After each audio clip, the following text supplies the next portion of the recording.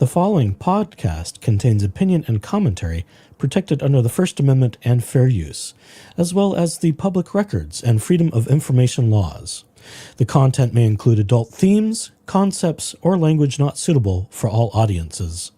Viewer discretion is advised.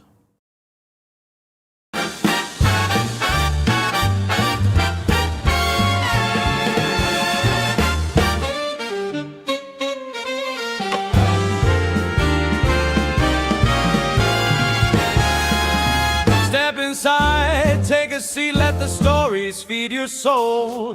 Hear the echoes, find the patterns, every truth, each hidden role. From the bench to the whispers, where the gavel takes its toll. There's a rhythm in the verdict, echoes from the cubby hole. Echoes from the cubby hole, where justice swings and stories unfold.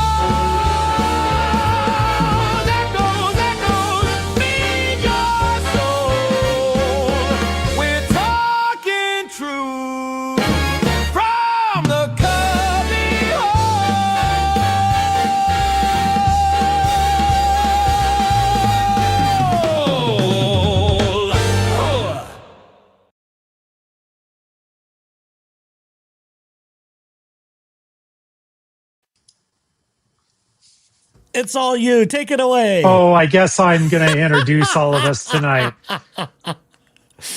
Hi, everybody. This asshole didn't tell me that this was going to happen. So welcome to the cubby hole. I'm just kidding. What a jerk.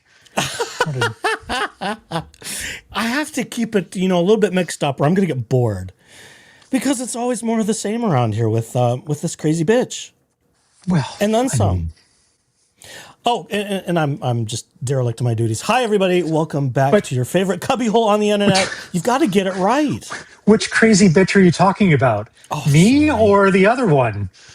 Well, you're here as the guest, so it can't be you just by process of elimination.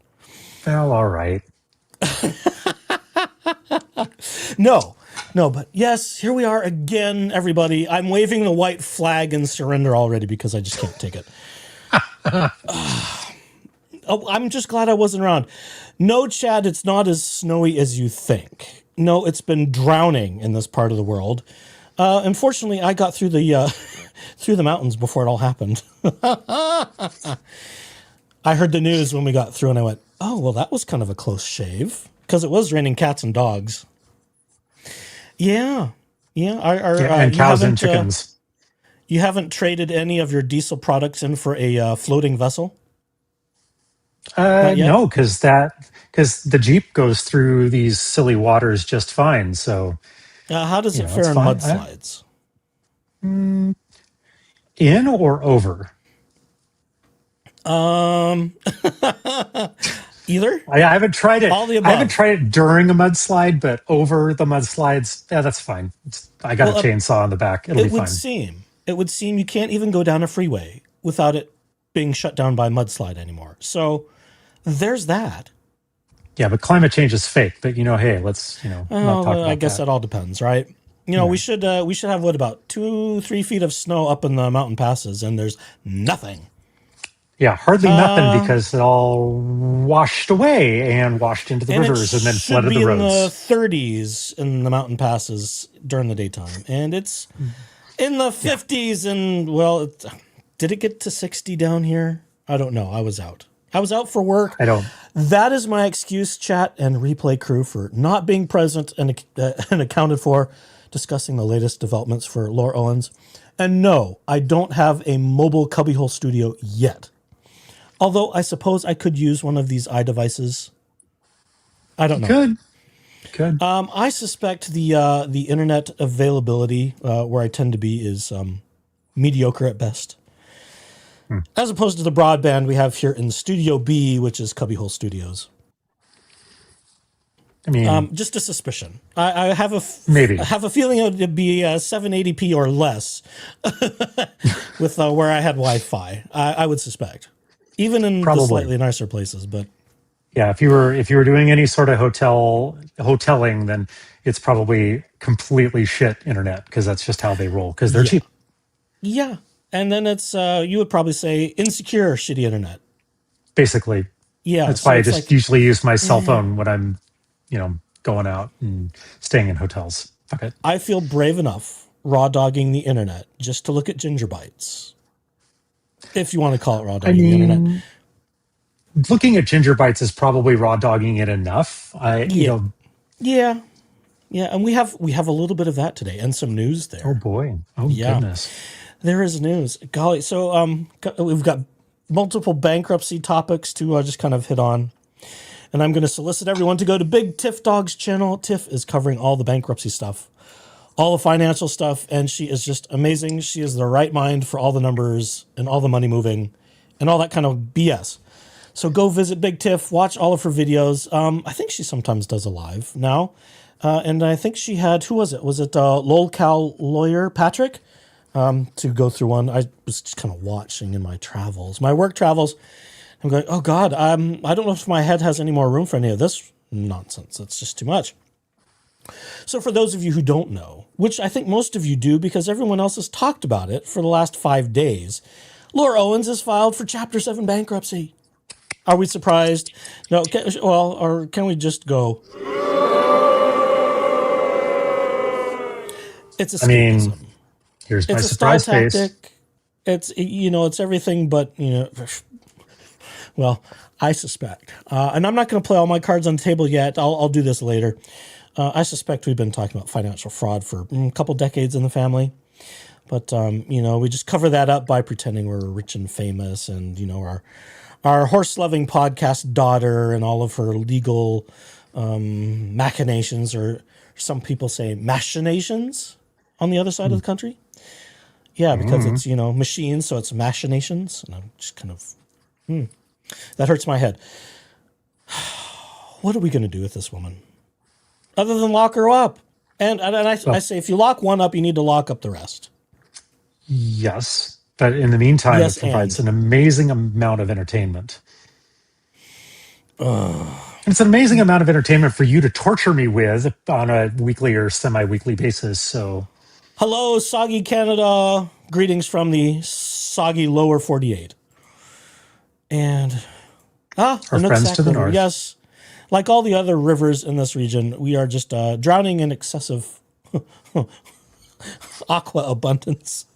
Yes. I don't know what else to call it. It's muddy water. It's not very pleasant. All the snow is run off and done run off into the floodplains.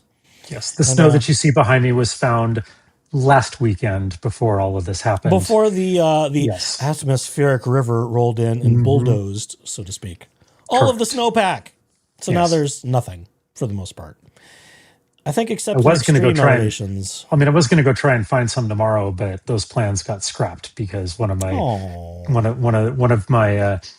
cohorts of the off-roading community apparently snapped a bolt off of the turbo on his engine, and so he's like, I can't go.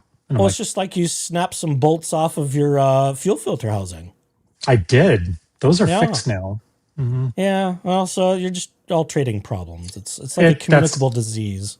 That's what happens. But we're gluttons for punishment because I was just like, let's go back. I'm going to go again. It's fine. Yes, Dink.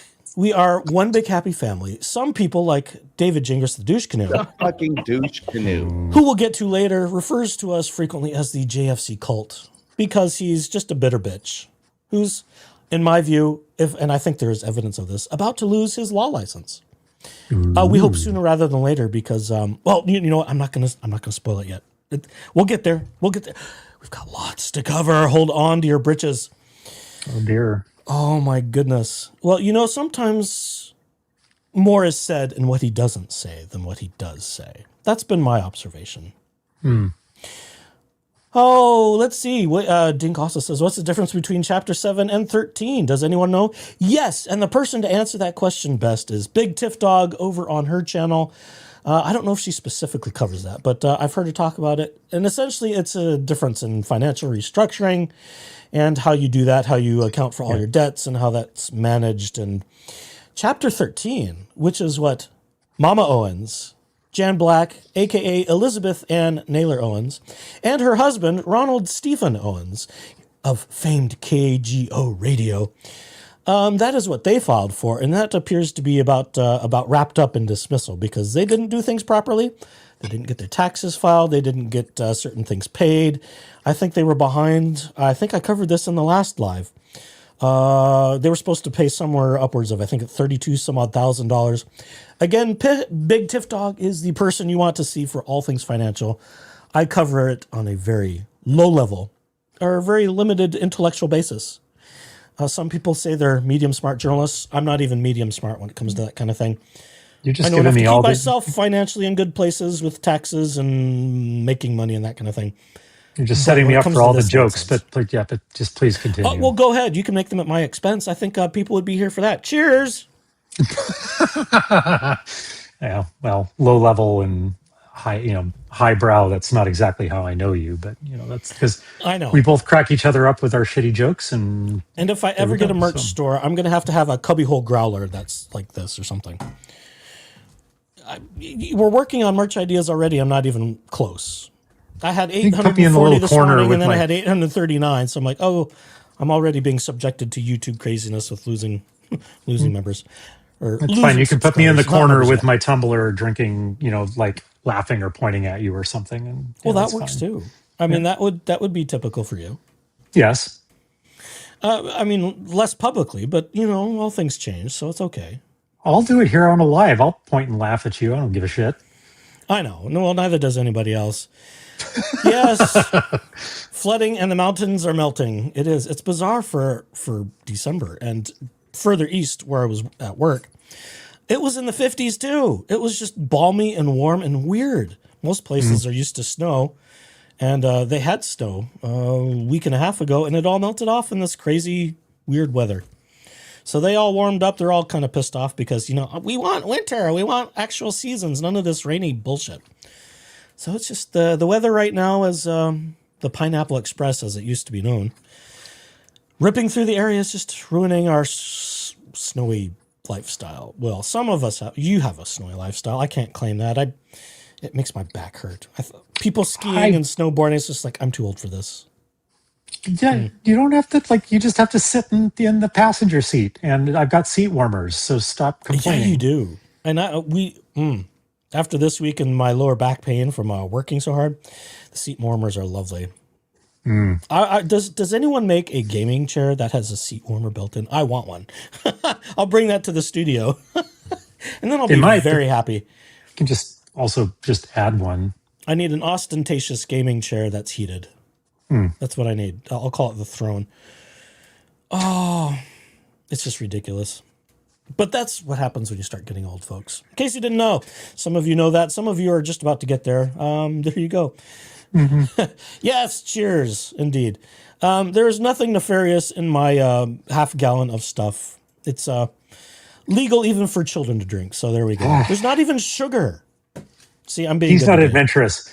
But that's why he brings me in, That's because right. I sit here and drink and make jokes and say a bunch of snarky shit, and then, here we are.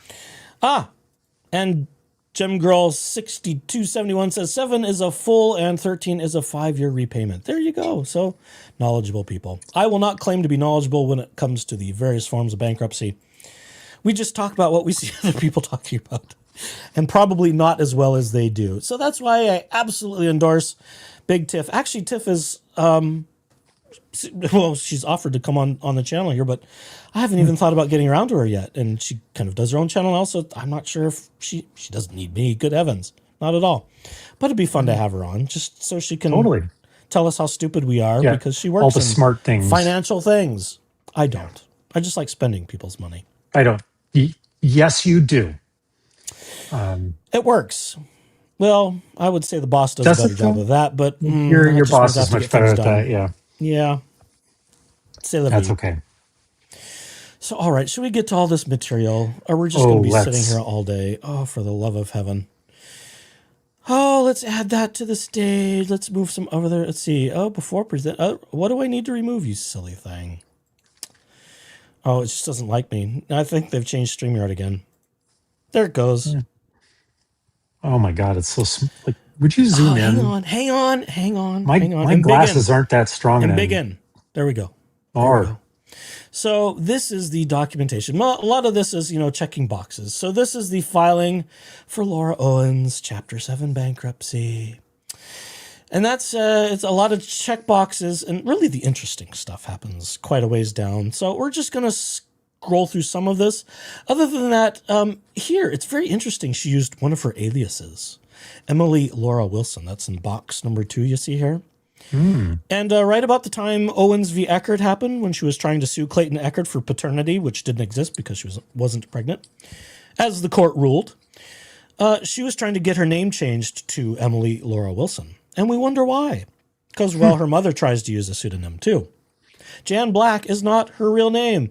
Her real name is Elizabeth Ann Naylor, who happens to be married to Ron Owens and is the mother of Laura Owens. So there's a thing with some of these crazy women wanting to change their names and using different names for reasons that have me suspicious. Let's see. Scrolling, and it's got all of the stuff where she's filing. And redacted, this and that. Yeah, and it's smartly redacted. This comes to you from victimsoflauraowens.com, where it is the reliquary, if not complete repository, of all documentation that happens in the universe of Laura Owens. And that includes everything from all of her financial schemes to all of her paternity frauds and false DVRO actions and all her lawyers and all her everythings. Everyone she's sued collaterally, a horse barn builder guy and a creative studio where she tried to make a podcast with Dingus the Douche Canoe. The fucking douche canoe. Which they still haven't released. And it's been like a year. Funny I would love to see that. I think we've told this story before. Laura Owens and her then attorney, or sometimes now attorney, depending on the case or situation, David Gingras, they went to PS Creative Studios there, I think in Phoenix or Tempe or somewhere in the Phoenix metro area. And they spent some time. They made an anti-JFC podcast where they're just trash talking, apparently, according to some of the graphics that were leaked by some other people. And they filmed and shot this podcast. They got all the material. Laura Owens didn't know what to do with it. She couldn't edit it together. And she claimed that the studio bungled up their sound and blah, blah, blah, blah, blah, blah, blah. They gave her all the files. She just didn't know what the hell she was doing. So she tried to get a charge back so that the studio would be out the money. She threatened litigation. She went to the Better Business Bureau. She filed a complaint with the Arizona... What am I looking for? Arizona Attorney General. Gosh, my brain's not here yet. I think I'm still down the road a few miles still. We're still catching up. Golly, over 800 miles on this work trip. So I will say that for me. Yeah, that's pretty good amount. That's a little bit of traveling. We only got back at like 8 o'clock last night, so I'm still catching up. It's crazy. But I digress. Anyhow, there was a big thing with Laura Owens and Layla, the owner of PS Creative Studios. Lauren Knighty talks about that. There's a couple episodes on Lauren's channel, some of them more recent. Lauren did a follow-up with Layla about that, and we got some extra juicy tidbits a few episodes back on our own channel. So go check out Lauren Knighty, the Court of Random Opinion, and you can find out more about the saga with Laura Owens, David Gingras, and PS Creative Studios. So there's my plug for them. Who else can I plug? Bruce, the authorship moose. Bruce is selling a book. Bruce said hi in chat and disappeared rather quickly, as he often does when he's coming and going. But he has a sort of a, I want to call it a sci-fi sort of fantasy novel he's written, and I haven't purchased it yet, but it's on my to-do list. Well, I need a link to this so I can also support. I know. I think it's on his. I think it's on his store, on his channel. Bruce the Moose is the channel. So Bruce is one of the brilliant minds, and he hops on just about everybody's channels and talks about all things Laura Owens.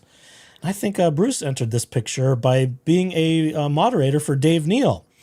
And for those of you who's been part of this conversation for a while, Dave Neal is the one who essentially broke this story of Laura Owens that first started with Clayton Eckert. But as we've learned, it goes back a decade and a half or thereabouts. And now it's just a whole whirlwind universe of family scandal, financial fraud, and other kinds of fraud. And Laura Owens is facing 14 felonies. So there's that. Have I said enough? Shall I keep going? Oh, keep going. Let's go. I know. I'm just going to get my tires stuck in the mud. Pardon the pun. There's just It so happens. much.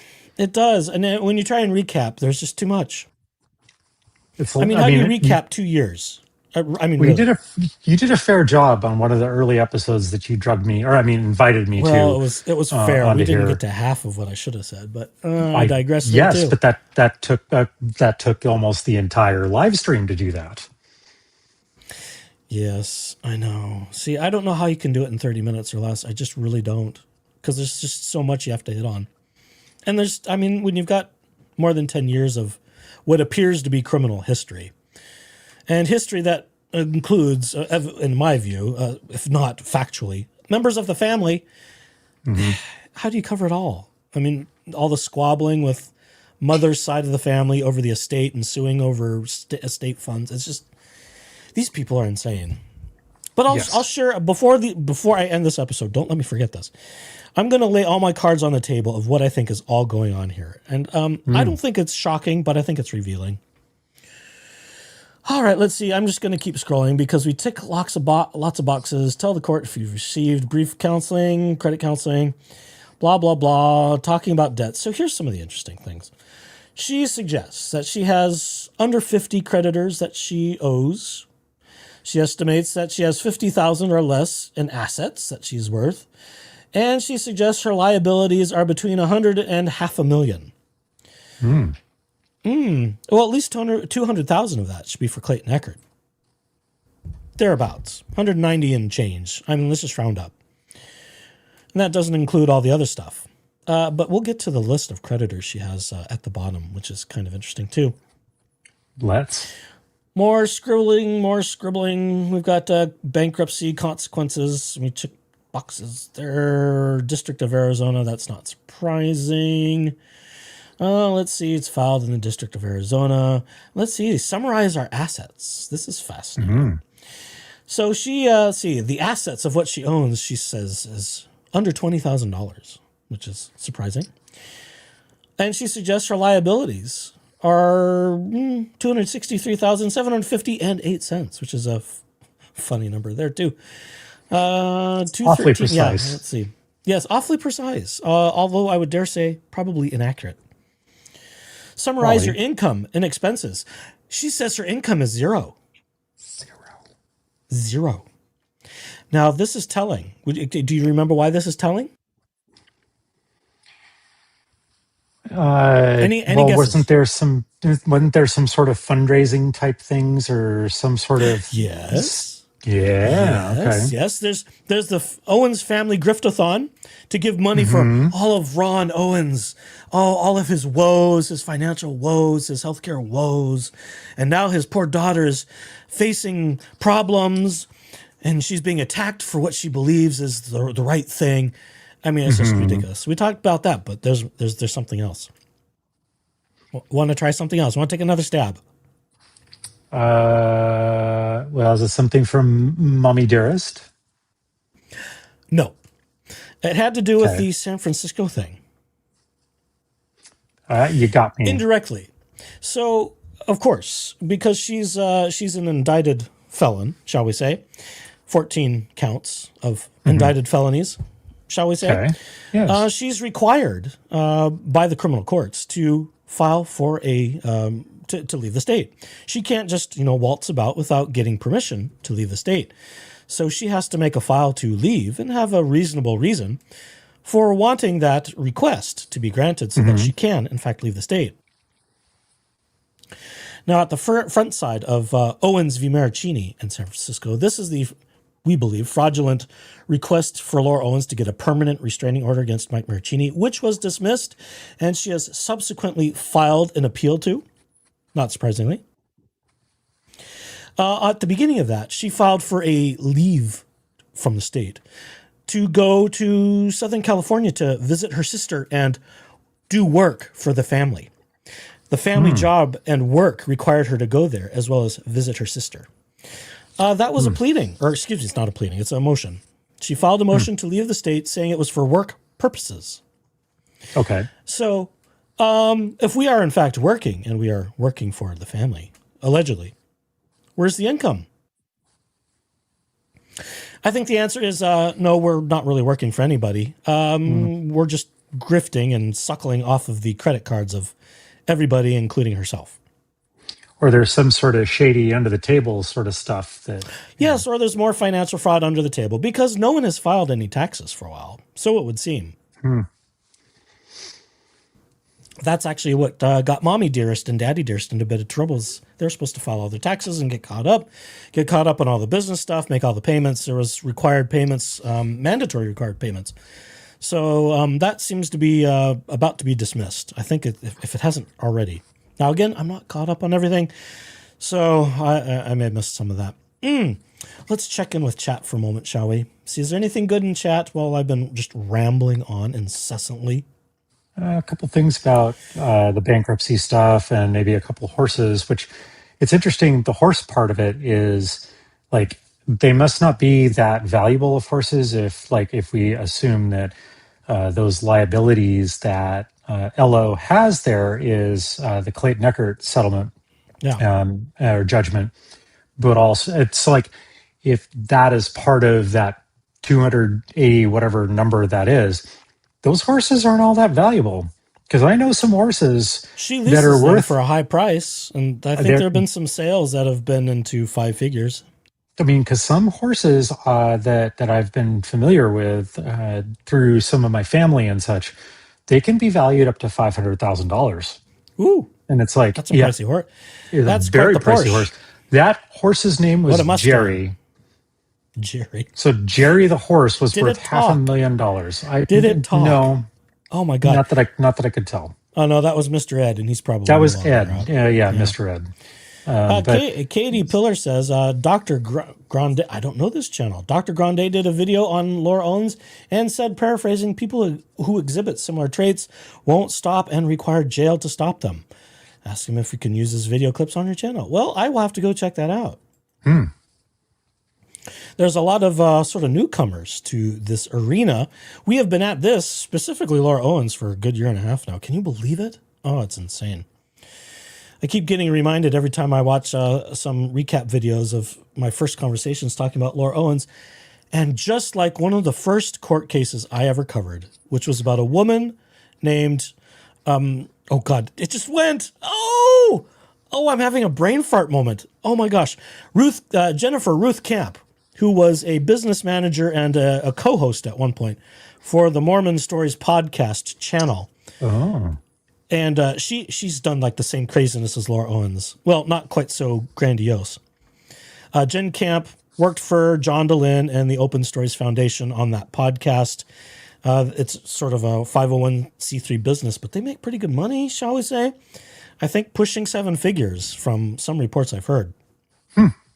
Yeah, it's a business that everybody gets paid in, but it's a nonprofit and they solicit donations and all that.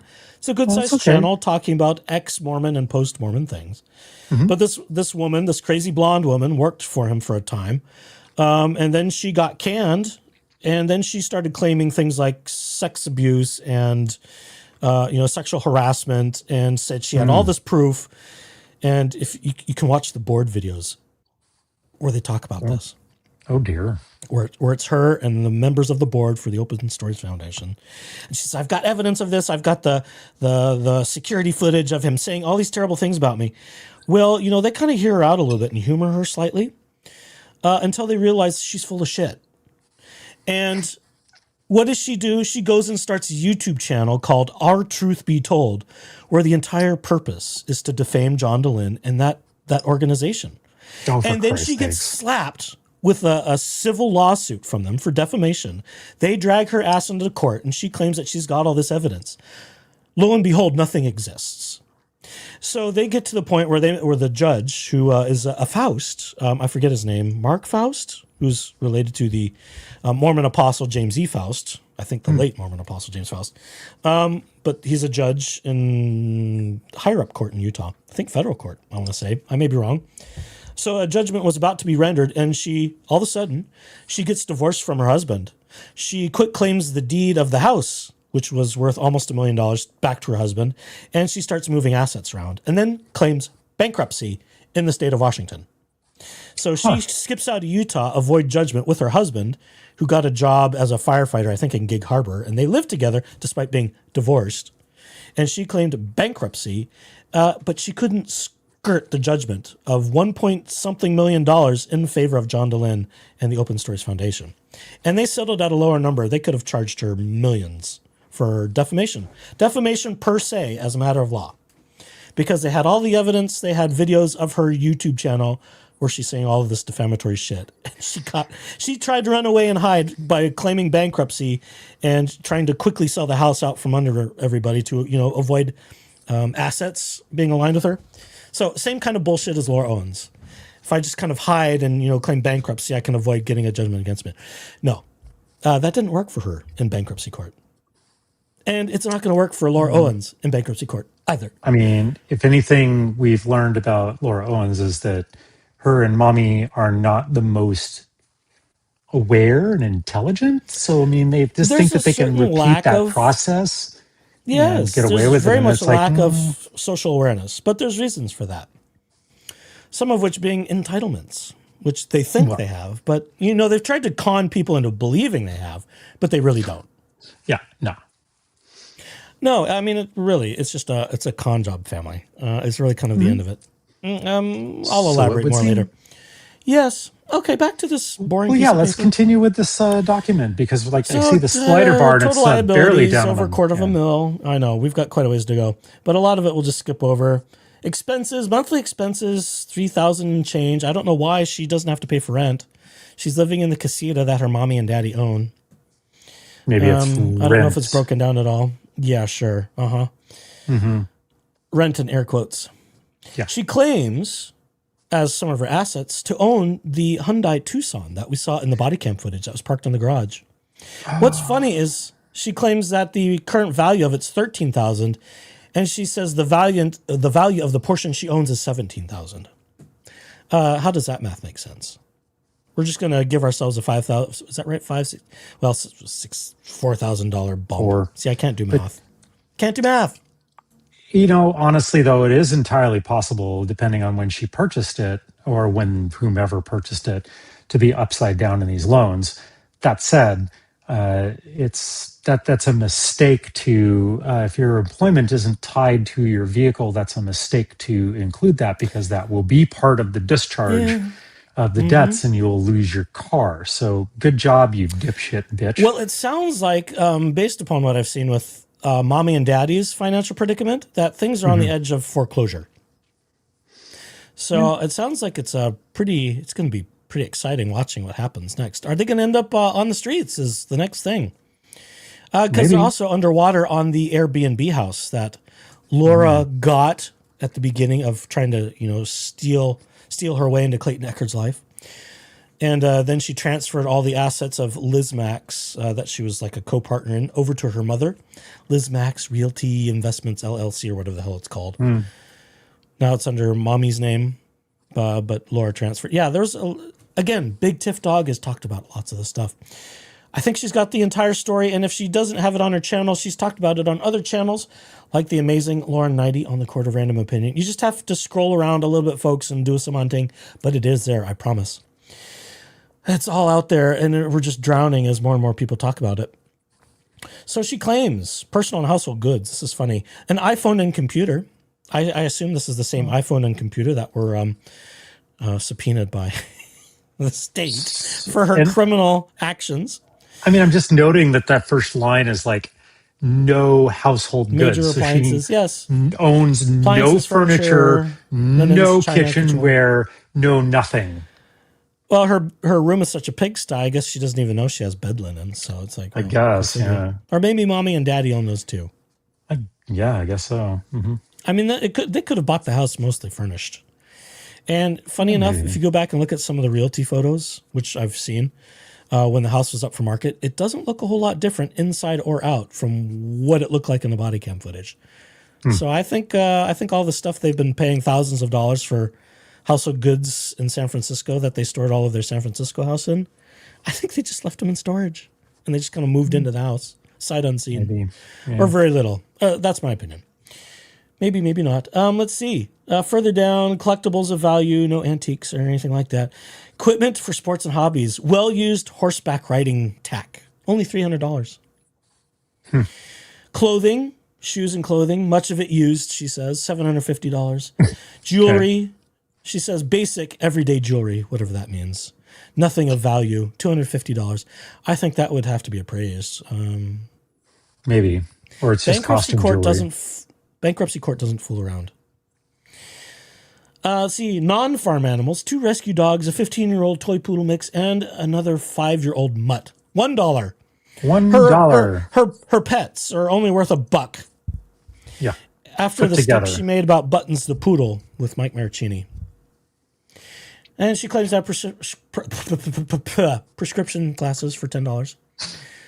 Oh, that's kind of hilarious, honestly. I know. See, I'm just leaving things for people to super cut out. Blah, blah, blah, blah, blah, blah. There's another, just for free. Wouldn't you like to pay $10 for prescription glasses? $10. That would be amazing. That would be astonishing. Bruce is back in the house. 50-cent dogs. Apparently so.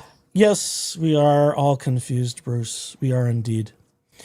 We can't help it. She just, she befuddles all of us. And she claims the total value of all these things on this page of under $2,000. Now, let's see. There's other stuff. We talk about bonds and mutual funds. Charles Schwab. She only has $7 in cash. $7.74. We Again, dig through her superbly purse, and that's all precise. she's got. Does she have a purse or is she a wallet girl? I'm not sure. I don't know.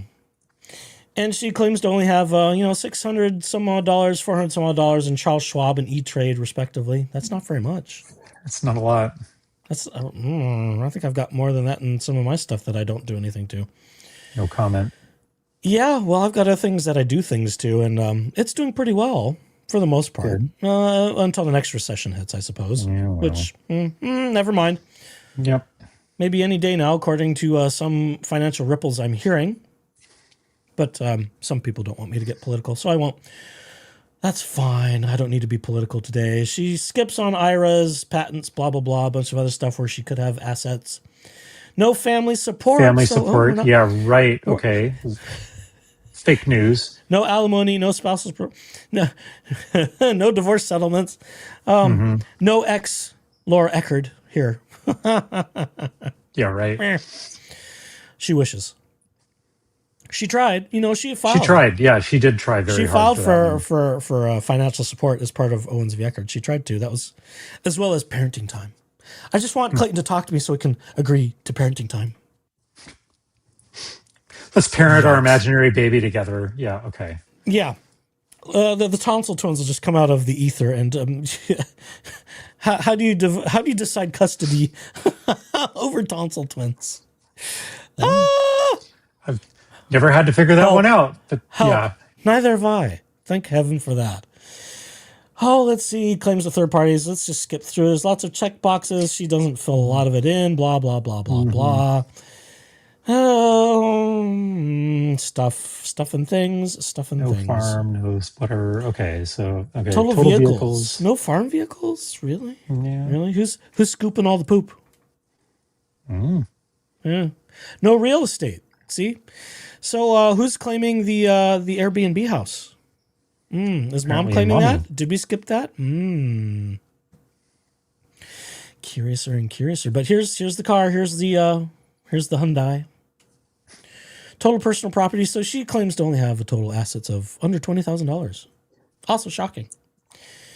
Let's see. Now let's get into secure claims, and this is exciting. This is the best part. Item number 1, or as it says, 2.1, Clayton Eckerd. Judgment from FC 2023-052114 in the amount of $196,260.11.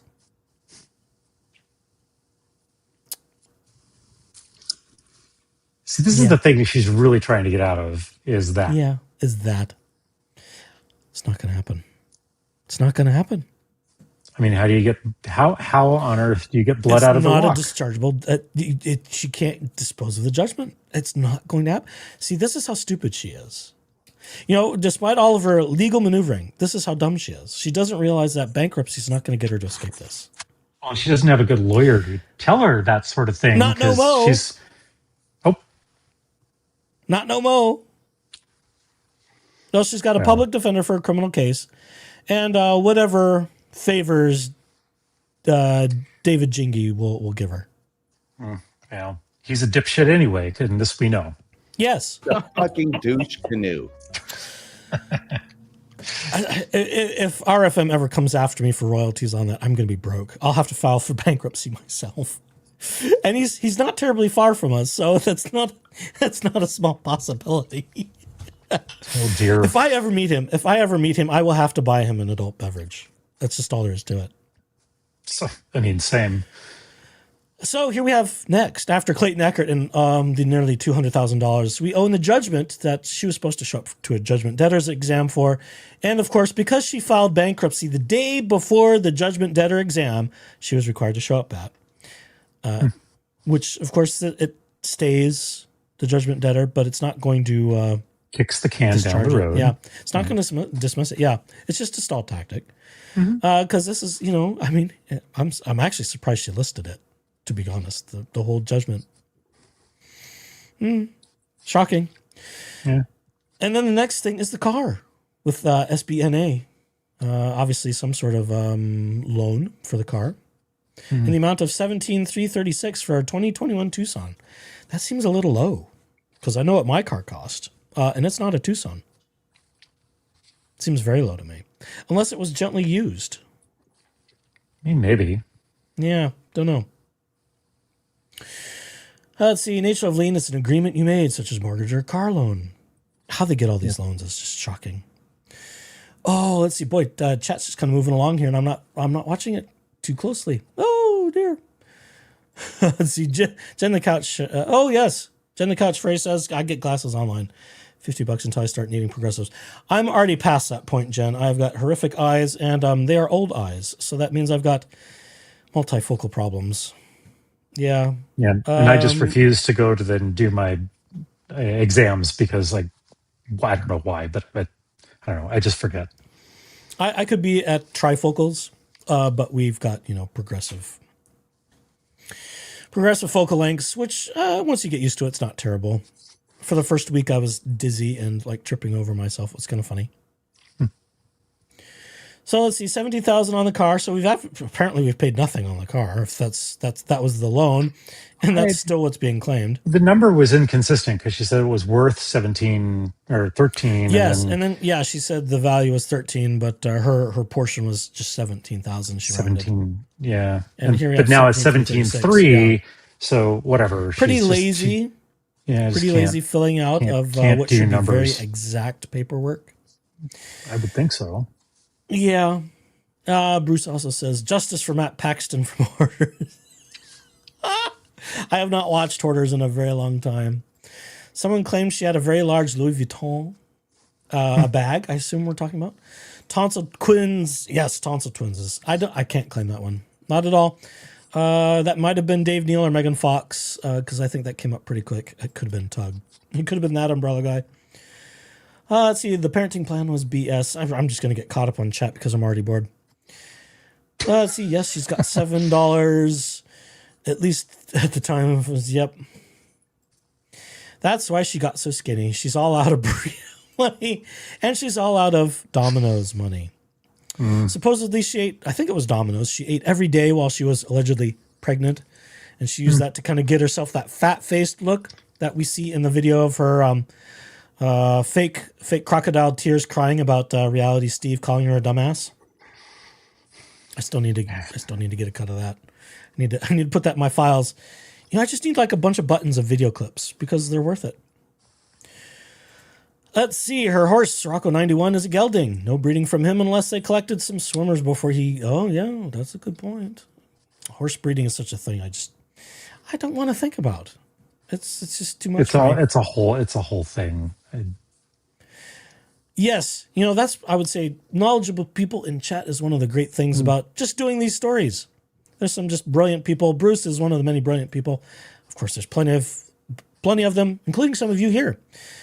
Are there bifocals with nothing versus zoom in? That would be nice. That would be useful. There are days where I need that. Matt from Hoarders is a great guy. Oh, well, horse and hose. Well, whichever. And let's see. Just getting caught up. Is Matt in the hoarder pike in the casita? Don't know. There's a lot being hoarded in that casita. The piles of clothes and the piles of stuff. There's lots of stuff. All right, there's the car. Let's scroll down. Scrolling down some more. Other creditors. I actually spent some time on this. So she's got other creditors. Afterpay in the amount of $138 and change. That's a payment app. We've got Olivia Mental Health. She owes $2,200 and change too. They're somewhere in Tempe. I didn't see that. Who was it? The nurse practitioner. Oh, what was her name? I've forgotten it. Colleen Green, I think was her name. That she claimed was a doctor when she showed up for Owens v. Maricini in San Francisco. This is my doctor. No, she's a nurse. And Omar had to object. No, I don't think that's the same group. I think that's a different group. So I'm not quite sure who this is for. Or who she was seeing and what it was for. It's very interesting, though. But she owes money to some mental health practice somewhere in Tempe, Arizona. Then she owes Anthem Law $4,100. I couldn't figure out exactly who this was for. It might be related to some of the probate stuff with mommy and daddy. Why she would claim that, I don't know. But what little researching I had time to do this evening, they seem to specialize in more estate stuff, but they did some other practice areas too. So she owes money to lawyers. That's not a surprise. Oh, let's see. Who else? Blue Cross Blue Shield of Arizona, $1,766.08. She owes money too. BRCL, Barclays Gap card. The Barclay Gap credit card shows $783 too. For Capital One, $235. Chaparral Veterinary Medical Center. I think this is for the horses. Over $4,000 she owes for. Cherry Tech, which is a patient financing provider. Almost $1,600 she owes. Comenity, another credit card, $1,200 and change. Credit One Bank, $1,500 and change. Credit One Bank, $692. January Technologies, a debt collection agency, $4,300 and change. Kickoff, a credit builder, $100. Colesrud Law, she owes $14,000 to her former defense attorneys.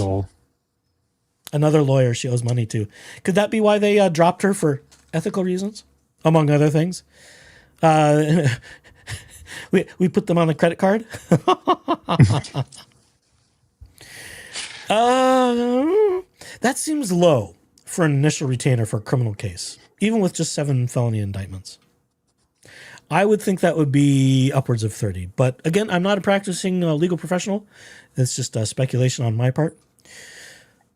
Seems like a very low number. Unless we ran through a sizable retainer for which we had a Griftathon GoFundMe, and we burned through that and all of the discovery and motion practice that happened up until they drop kicked her. And this is what she still owes, not refilling that war chest. I'm not sure. It's one or the other. $14,000.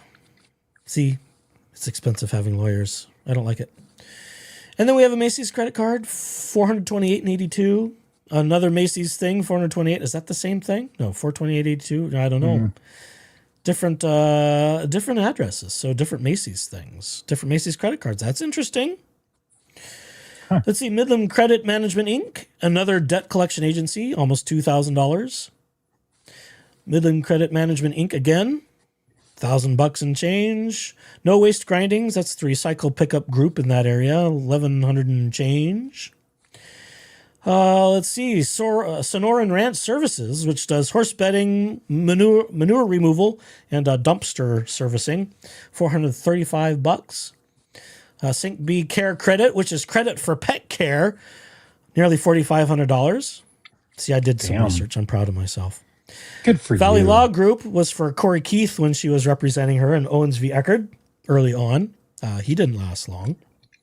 He was the one that always just... We might have to look at some of that footage, my friend. He made, I think, 1 or 2 appearances for her in that. And I think this is somewhere about the time Clayton was getting represented by Colesrud Law. And I think the first appearance by Deandra Arena, who works for Colesrud. Woodnick Law. Get it right. Oh, the free radicals in my head. So she owes poor Corey Keith money. Sad. Who else we got here? Waves.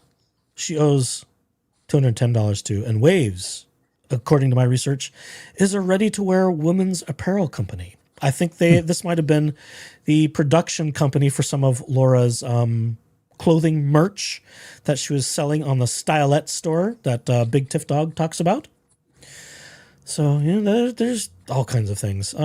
Zip Pay, a buy now, pay later system, nearly $1,000. And that is the bottom of that form there. Let's see, what are the total? Total of $50,153.97. And I would suspect that's a low number. Yeah. I would bet that's not all of it. Yeah. I mean, I would hope that would be all of it to try and discharge all this debt, but Bruce the Moose says, in general, I agree with a recent Reddit comment. I just want legal judgments and facts. Dragging DSG and LO is not needed. They can drag themselves easily enough. Yeah. I mean, To each their own. I'll do a little dragging because I've been doing this a while. And we just, really, I just want to get to the finish line. And she's just trying to delay the inevitable. Where's Saks Fifth Avenue and Neiman? Yes, that's a good question. Yeah, where's Louis Vuitton and a few others? Probably on mommy's credit cards, I would bet. Probably tried to hide the I forget LV. how many. Yeah. Because that's actually worth something. And you could resell it. There's an asset. Even if it's just a belt. Yep. So for those of you watching Mommy Dearest and Daddy Dearest and their financial woes, there's piles of credit cards and lending things that are just racked up tens of thousands of dollars. I would suspect some of the luxury items are rolled into some of that. But as Tiff Dog has explained rather clearly and succinctly, I think, we've got commingled finances and debts. So a lot of this is going to cross over both ways into the parents and to the daughter and vice versa. So there's going to be lots of stuff. And Bruce, thank you for the reminder, Bruce. Corey left after the February 24 status conference when David was hired. Yes. So that was just before the insanity really kicked off. See, this is why we've got such brilliant people in the community. Yeah. Bruce can remember numbers and dates better than I can. I have to go back and look them up. What's also kind of funny is that, and what's also funny to me is that I'm, looking through all of those, and there's other law firms that are there with, significant numbers, and dipshit is not listed strangely as somebody who she owes money to. It's like, how is that a thing? Oh, wait, maybe payment was in a different form. There has been that theory. I'm just speculating. It's not fact. You can speculate. Hey. The First Amendment allows you to speculate and have your opinion. Yes. And they can just go to hell. The other interesting thing, which is kind of one of the other calculation forms, is her expenses. And she says here she's got $445.39 in telephone, cell phone, internet, satellite, and cable services. Is this monthly? Wait, is this per month? I don't know. Does it say? Your monthly expenses? Holy fuck balls. That's a lot more than I pay for internet. God, same. I'm pissed about how much I pay, and it ain't that number. Shit. It's not. I would expect flawless multi-gigabit internet with that kind of. Jesus Christ. I would imagine that's more than what you pay for fiber. Yeah. I pay $90 a month for fiber, and I'm angry that I pay that kind of amount. Food and housekeeping supplies, $1,800 a month. $1,800. Like, I don't go through that, and my house is cleaner than hers, and it's bigger than hers by a lot. Wow. You remember what the casita looked like when they dragged her ass out of the sliding glass door? Oh, it was a bed, piles of clothes, and like a little. It wasn't even really a kitchenette. There was no cooking surface. It's like a microwave and a little fridge and a sink, and then the messy, dirty bathroom. Well, and speaking of that, clothing, laundry, and like dry Dry cleaning, cleaning, $225 a 225. month. What? How? There was no, and the laundry was in the main house. I wonder if mommy does our laundry too. Mommy, And mommy how do launders the you clothes and launders the money. how I'm do you just guessing. spend I don't know. $225 a month on fucking laundry? Like, there's no I are clothes and laundry and dry. How? Especially since she showed up in the same black long sleeve smock, showing off Christ all of her Almighty! ripples and bones. That can't be real. Yeah, can't be real. Let's Anyway, see. whatever. We owe a mental health practice money, but we don't have that under medical and dental expenses, so there's nothing there. That's suspicious. Transportation, we have a car. Let's see. We want $50 $50 a month. for the car. Seems low. Well, they're not Especially when we're saying car pay. driving. They said don't include car payments. I mean, That's so maybe fine. maybe gas is cheap in Phoenix. 50 I don't bucks a know. month? I don't know. I could pay that in just one fill up, and we're driving to horse shows. You and me both. Yeah, yeah. Yeah, where's the horse shows? Where's what the $1,000 we spend on horse show entry fees? Where is that? I don't think that's here either. Entertainment clubs, recreation, newspapers, magazine, and books. $250 a month. Suspicious. Wow. The fuck We she's know her subscribing to. Barry's. You know, she lives, her and now her mother live at Barry's boot camp. And supposedly that's like several $100 a month for all the classes she takes, ostensibly on a daily basis. The fuck's Barry's boot camp? It's one of these high end, it's like CrossFit, but more expensive. Oh. Yeah. Nope. It's, for millennial snobs. Supposedly. I guess I'm too old And for I'm that not shit. knocking certain people of certain creative studios who do occasionally go to Barry's. I'm not saying that. It's just, Laura Owens wants to be a pretentious snot, and so she thinks Barry's boot camp and wasting all that money to go on a treadmill or whatever the hell it is in some of the classes that she takes. It makes her personality. It's expensive. It's just, come on. If you're spending all that money to just go on a treadmill, what are you doing? Let's see what else. Car payments. Vehicle number one, $432.63. Gosh, that's higher than my car was. Holy hell.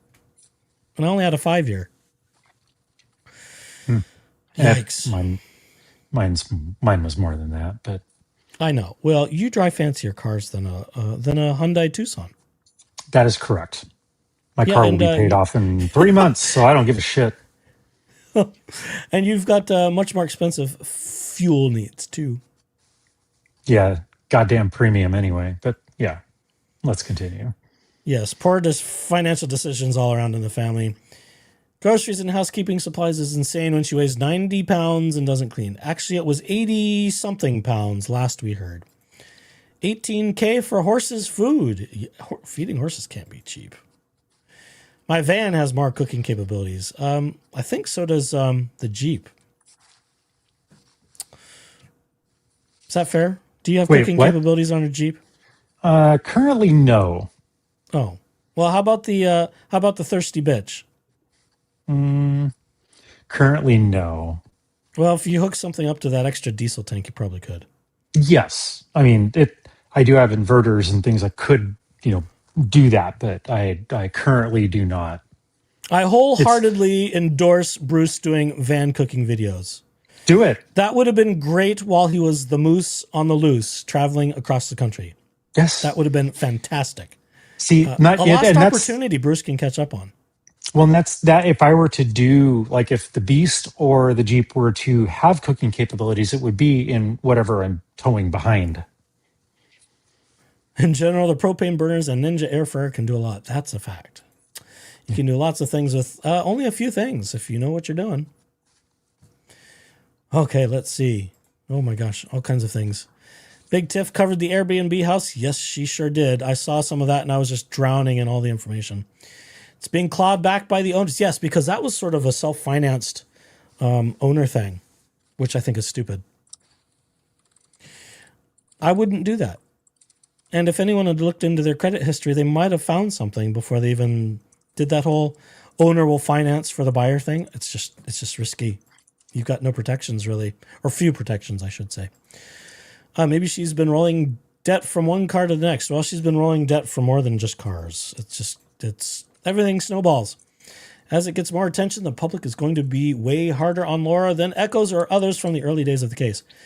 That's true. I think most of us are kind of road weary now because we've been doing this for so long. It's like, oh, how many more times can I call her a lying, fraudulent bitch? And how many more times can we just say she's a grifting loser and her family is just kind of grifting on what little low-level fame her father had on the AM dial? How many times can I roll my eyes? That. Yeah. How many times can I roll my eyes in the back of my head and take a drink before I get alcohol poisoning from all of this? Yes. Let's see. Calculating monthly expenses, 3302. I mean, this is all just loose numbers. It's not even serious. Yeah. Okie dokie. I'm just gonna skip ahead. Let's see if we see anything important. Owens v. Eckerd, Owens v. Gillespie. Legal actions. Oh, so that's interesting that they list that. Owens v. Marcini on appeal. Owens v. Gillespie concluded maybe. I'm not going to say why I think that may be a maybe. Owens, Arizona v. Owens pending. Owens v. Eckerd concluded. Yeah, so we list some of our current D-polls that we're in legally. If she gets any more, she's going to have an extra piece of paper to write in crayon on. Oy vey. I think I've had enough of this. Have we had enough of this thing? We've got mailing lists of all the creditors, which is probably a rough list. Okay, that's the bottom. LOL. The bottom. Ugh. Yikes. What a mess. And let me change tabs because this is funny. This is from the Justice for Clayton Reddit, where we get lots of information and interesting conversation. Oh. This is a post that dates back a few years, and it's by Laura Owens. It's a screen capture from biggerpockets.com and a post by Laura Owens saying that I have helped my parents with their mortgages for years, and I'm finally reading. Should that be ready to buy my first place? To buy my first place and start my own portfolio. I'll just roll with it. Yeah. I want to purchase investment properties in California and Arizona, Scottsdale, and ideally do STRs, open to other options though. How can I get my first rental property with no down payment? I found programs up to 90%, but didn't know if there was an option to do a second for the remainder. Any options would be greatly appreciated. I'm eager to run up debt that I can't afford to have. Okay, I added that part. So look, the history is coming back already. Ooh. Oh, the whole short-term rental thing is just like a joke anymore. Like Airbnb is all but like just destroyed themselves. Has the market lately, burst? So. I mean, is the bubble gone? I mean, there are a lot of problems with the short-term rental thing, particularly Airbnb and people. The trend is moving towards just like going back to hotels because at least there you don't have to like clean up your room and make your bed and do the laundry and stuff like they have. Standards. People that do that surprisingly enough, and you don't pay double what you're paying for a room night. And somebody comes and like makes your bed for you. Like, why the fuck would I go to an Airbnb? Yeah. I've only done an Airbnb once, and dare I say I was unimpressed because it was in the basement of some woman's house. Mm-hmm. She had like this Bible full of rules and regulations, and somewhere at the back page, well, it wasn't the back page, it was somewhere in the middle, where were sort of the rules of self-laundrying. You had to do your own laundry. It's like, what the hell? Yeah, seriously? Fuck that. For what we're paying? Why am I doing this? Yeah. So that was my one and done for Airbnb. Because, you know, everyone gets to make up their own rules for their property. Of course. And it's stupid. Okay, because we're not totally done with words and finances. I hope Jack Fox will forgive me, but this is a little shorty that Jack Fox of Never a Truer Word podcast released about the bankruptcy and Laura Owens. Now, Jack has been talking about Laura Owens and reading all of the truth and facts into the words that has been released and written. So his take is really quite interesting that I find fascinating.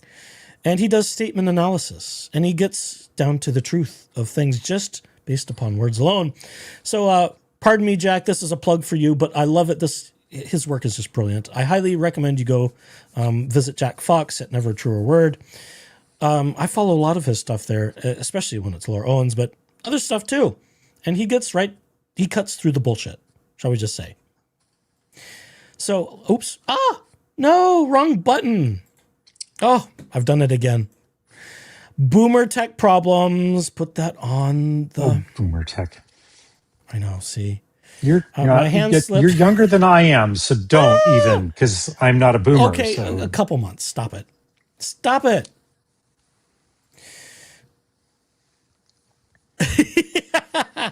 Just another service we offer here.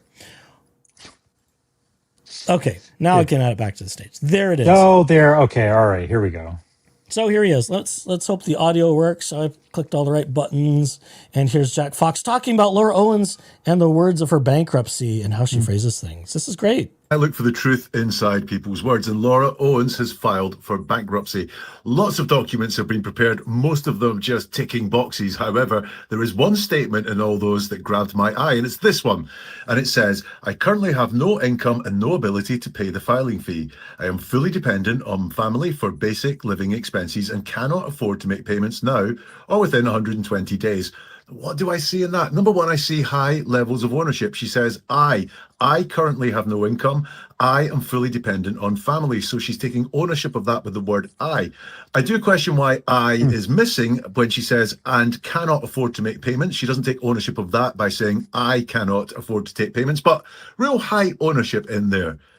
I notice a couple of persuasive words. I am fully dependent on family for basic living expenses. That feels like she really wants to persuade us that she really has no money here. Fully dependent, not just dependent, for basic living expenses, not just living expenses. Also opens up my mind as someone paying for extra living expenses beyond the basic expenses. That's just a question. But the word that really grabbed me was currently. I currently have no income. Now, why has that word currently been added there?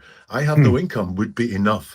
Is that to compare with the past when she did have income? Or is that saying there are plans to have income in the future? I mean, who wouldn't be thinking, I need to get a job, I need to earn myself some money.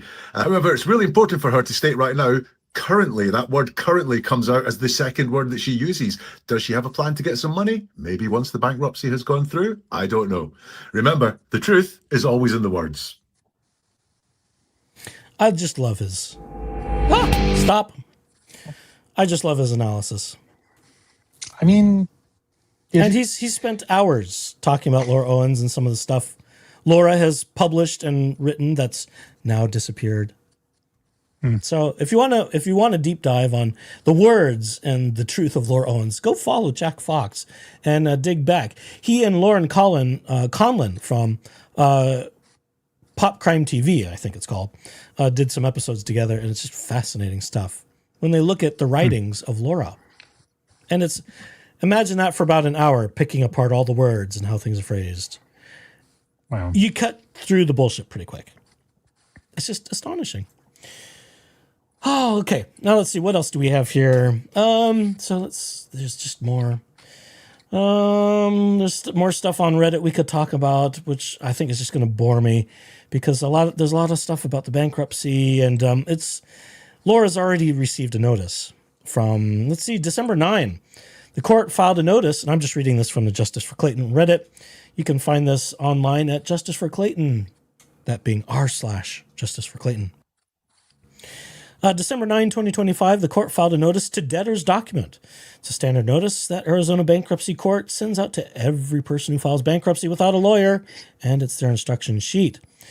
Now, on December 8th, the Bankruptcy Court District of Arizona filed their notice of incomplete deficient filing in Laura Owens' bankruptcy case.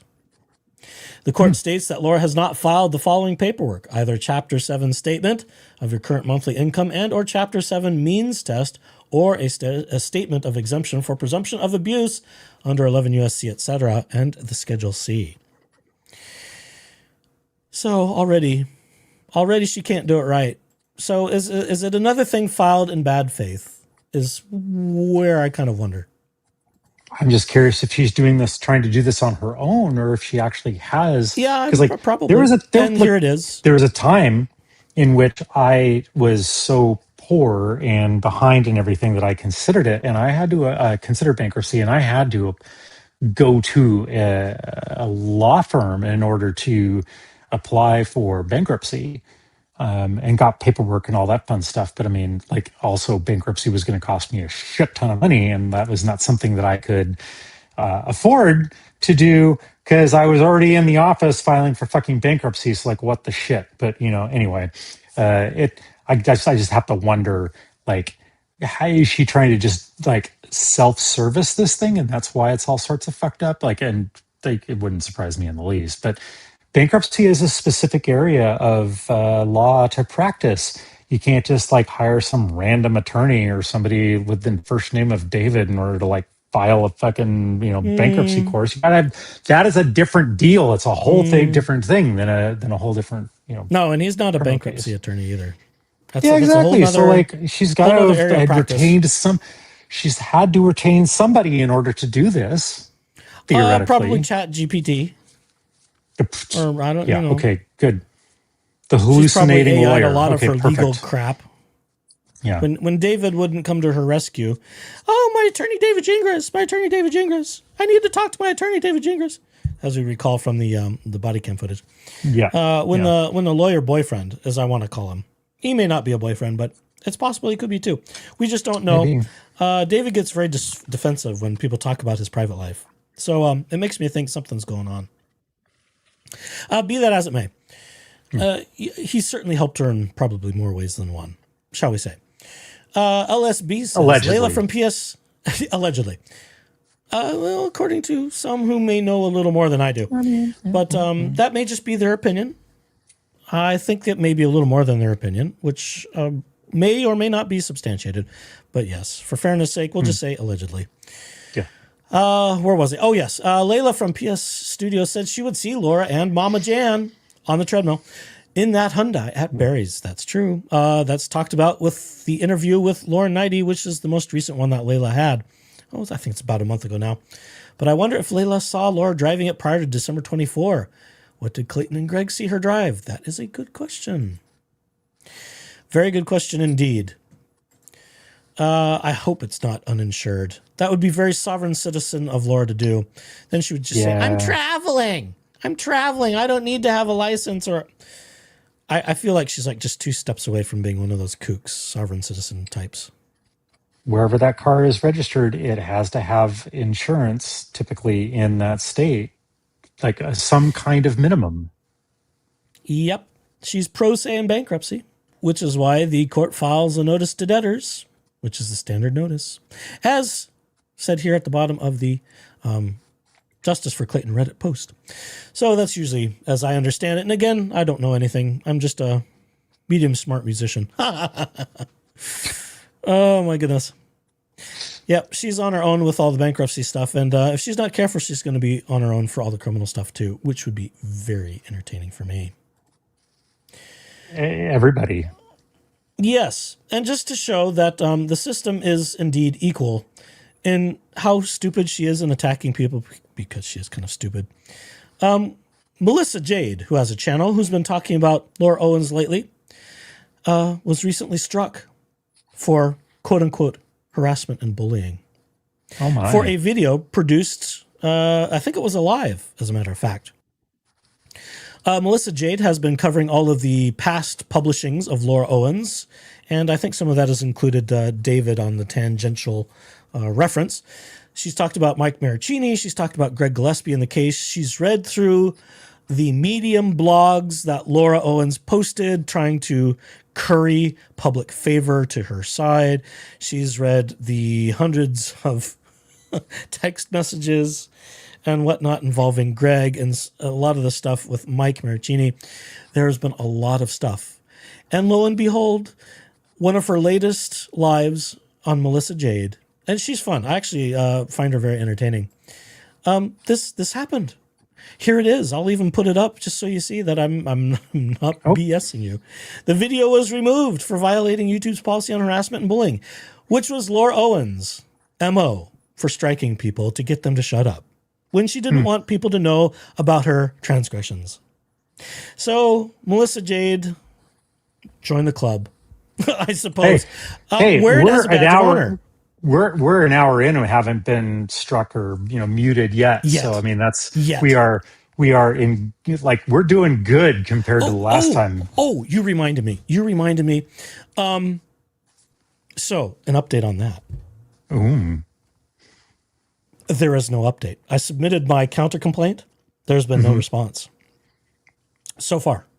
Wow, now, admittedly, I haven't checked in the last 24 hours, but we did some legal sleuthing. We made a response to that strike. I don't know. Is it really a strike? It's sort of a light strike where they shut down your stream.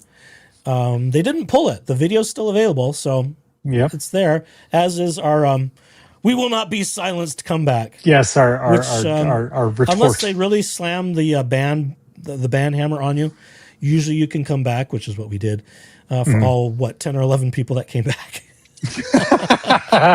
True.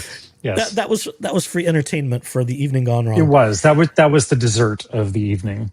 And the research, as I shared with you, my friend, was that the claimant on that particular, I don't think strike is quite the right word.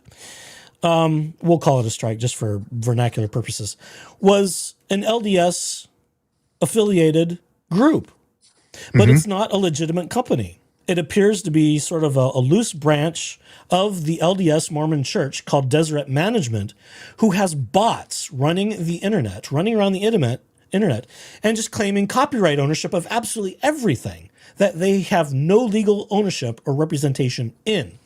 But they run around and do that and hope they can get extra ad revenues from claiming it. There's a guy who takes old footage, old film, even things like old Campbell's soup commercials from like 50, 60 years ago, which this same company, LDS Affiliate US, claims they have ownership of, when it's like owned by Campbell's. And they go around strike. Yes, I found videos on all of this. So there was a guy who gets regularly struck by this LDS Affiliate US claimant on YouTube for everything he does, including royalty-free music, which he has contracts to prove. Wow. So it's a sham. It seems to be yet another Mormon scam to get money for the Mormon church. Yeah. So there's the update on what happened last time. Well, folks. and So it wouldn't surprise me. I thank you for the update, and obviously for the rest of the audience that was prematurely TikTok. They have like 24 days left. Prematurely cut off from our bitey, snarky things, but like it wouldn't surprise me in the least. You. Boy, was it a bailout for you or what? It was starting to get good. Yes, bailout for my break. Bailout for my liver, really. But no, it wouldn't surprise me because that video in particular is full of pro-Mormon propaganda and clearly like the anti side of that, plus all of the the stuff that we would have potentially talked about would be very not so pro LDS. So I mean, I'm not surprised in the least that cued in on that sort of stuff. But yeah, it's just that this at one point in the world, the Mormons prided themselves on being the peculiar people, and now like they are ashamed of that and now have 3 or 4 floors worth of legal representation at they've got an entire firm of I think a couple of people and staff to look at all this shit and try and throw the ban hammer of anything that makes them look anything other than peculiar. And it's like the lady doth protest a bit. Especially when it comes to their fraud, their financial fraud with the Securities Exchange Commission, where they got slapped with a $5 million fine for hiding hundreds of billions of dollars in shell companies, essentially. And now they're getting really smacked down for all the sexual abuse scandals they've been covering up, including a major Mormon apostle's brother who is being charged with, I think, felonies. Oh dear. And he's a repeat offender, but he was only a repeat offender that the church excommunicated him. And then he was allowed to be rebaptized, which, guess what, requires first presidency approval. So everyone all the way up the top knew about this guy. And here he is being charged with sexual abuse crimes of minors. Tell me the Mormon church isn't corrupt top to bottom. So there you go. They have that hundreds of billions of dollars war chest to help pay off all these settlements. Well, yes, things. I mean, the investment is now up to what, 150 billion or something along those lines. Like the last that any of the numbers total estimates are over 200. If you look at total assets, some people are saying close to somewhere around $500 billion. So they've got assets because you've got to look more than just the nonprofit religious corporation side, which is all of that. If you look at the for-profit side, that's like another few $100 billion too, because they've got media assets, they've got land assets, they've got major business and hedge fund investments, all of that kind of high money market stuff. I think the rub was those, and the people who were reporting on this back then, was just about the investment fund alone, not counting stuff like City Creek and the real estate holdings and all the land that they own in Florida and all the other places and other countries. In other countries, and all of it. Hundreds of millions of dollars of warehouses. The warehouse they bought down in the south end of the county, not far from where I work on the weekend. There's a whole big story about that. Yes, it was kind of hush-hush, but strangely enough, when some Mormons were trying to rub shoulders with us in the religious circle to be buddy-buddy and do things together, funny enough, there was also that story, about the same time. So I think they were looking for PR cover. So I'm sort of glad it didn't happen, what they were trying to, can we just do some artistic stuff together and be friends and neighbors? And meanwhile, we're buying like $129 million warehouse about a mile away. Oh my God. Yeah, because so much of that valley is warehouses and, Boeing. Well, and sure. Stuff. It's a little more industrial-ish. Yeah. So I think it was just covered, but I could bring up the story there, but I don't want to digress on Mormonism just yet. It's so easy to go there, isn't it? Okay, I know it is terribly. Because I'm a completionist, here's the U.S. Bankruptcy Court, District of Arizona, the notice of debt. This is the filing for Laura Owens not doing it right. So there's zoom in for my old eyes. Oh golly, I don't even want to do that. I'm just okay. Scrolling Well, then through fine. Okay, see here it is. You can get this on victimsoflauraowens.com. It's there, and it's in some of the content stuff. So there you go. There's that. And while we're talking about bankruptcies, let's switch over to this one. This is about mommy and daddy. Elizabeth Ann Naylor and Ronald Stephen Owens. Notice regarding required personal finance management course. Yeah. Their personal financial management course certificate has not been filed, as well as other problems. Blah, blah, blah, blah, blah. It needs to be completed. Blah, blah, blah, blah, blah, blah, blah, blah, blah, blah. Dated December 12th. So, mommy and daddy can't get it right either. Like parents, like daughter, right? The apple in the tree. Yep. Apple in the tree. And okay, now let's just go off the rails entirely. Let's go to some GingerBites, shall we? Oh, let's. Shall I start with the GingerBites news? Should I even? Please. I didn't bring up the bumper for GingerBites. Okay, never mind. We'll skip that tonight. I will spare you, everyone, more AI music of the GingerBites segment music because I forgot to drag that out of my files. That's how off kilter I am today. And we'll just dive right into GingerBites. So here it is. Let's start with this one. Let's start with the news. This is on his law office webpage. He's closed for the season. Holiday mode on. Oh, yeah. Or maybe we should just clap and cheer. Now, what I wonder is this sort of tongue-in-cheek? We're saying we're closed for the season, but we're closed indefinitely. And the news of getting disbarred just hasn't quite broken yet. No, there's a little bit more of a process. I'll be fair. I'll be fair. Let's see how long this little banner lasts on his site. Yes. I've already made sure this was archived at the usual archive place where all the rest of the archives are. So just to capture it because it was important. I think this happened a day or two ago, so it's more recent. But despite that, we do have some fresh GingerBites. He can't take it down and hide it from me because we know where to go and get it.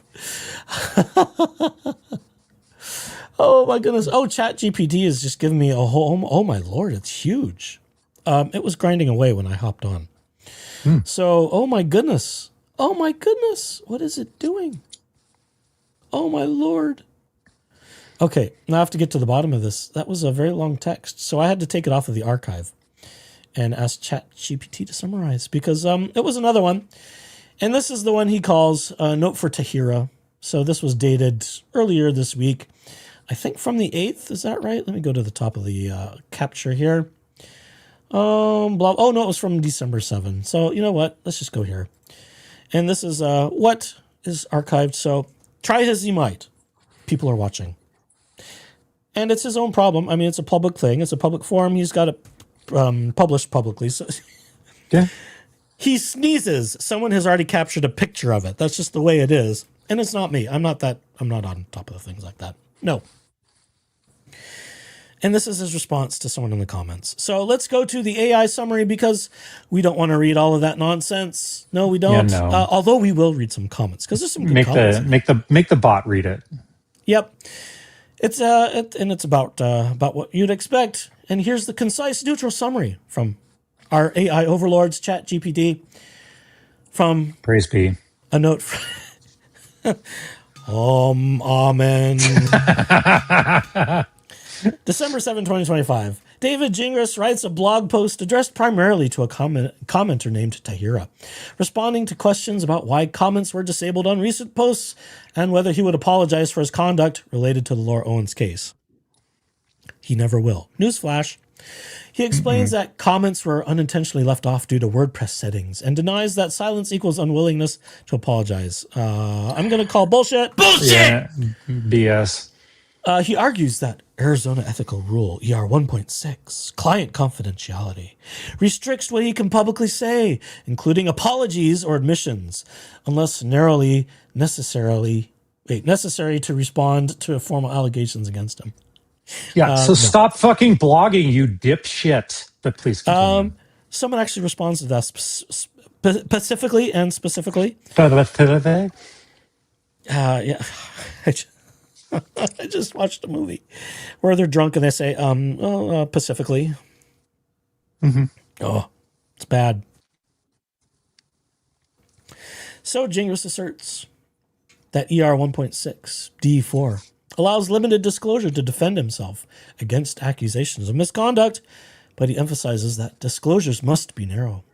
He maintains that his public statements fall within this exception. And he also suggests he may have misspoken about Judge Mata and might address that separately. I wonder if we're going to see a backpedal because he's doubled down on all of his grievances with Judge Mata quite regularly.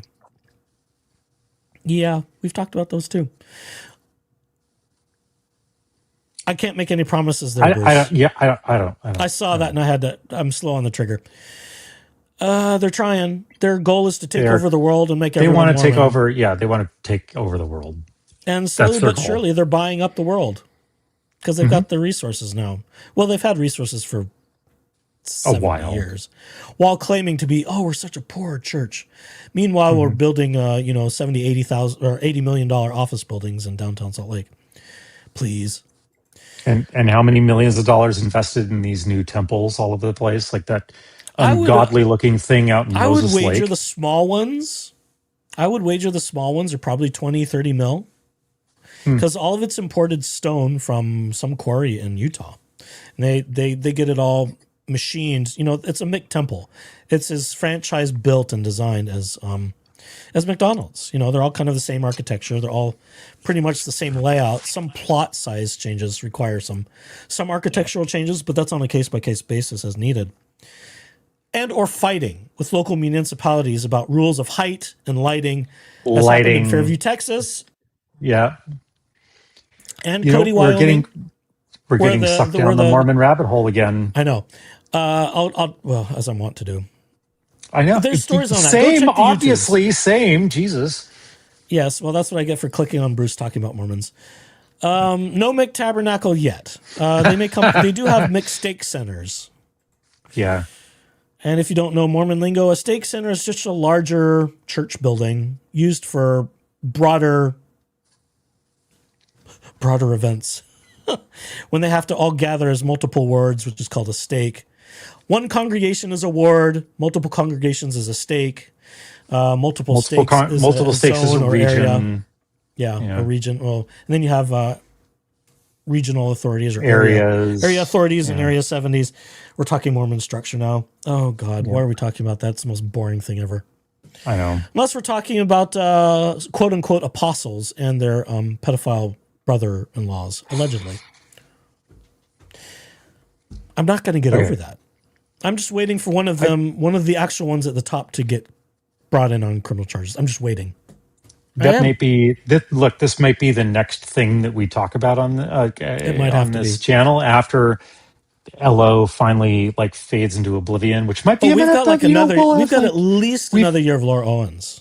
At least another year of Laura Owens. Look, and we've got at least 5 years in that shared note that we have together around different ideas of things to talk about. So, God, you and I have no shortage of shit. You need to be more available.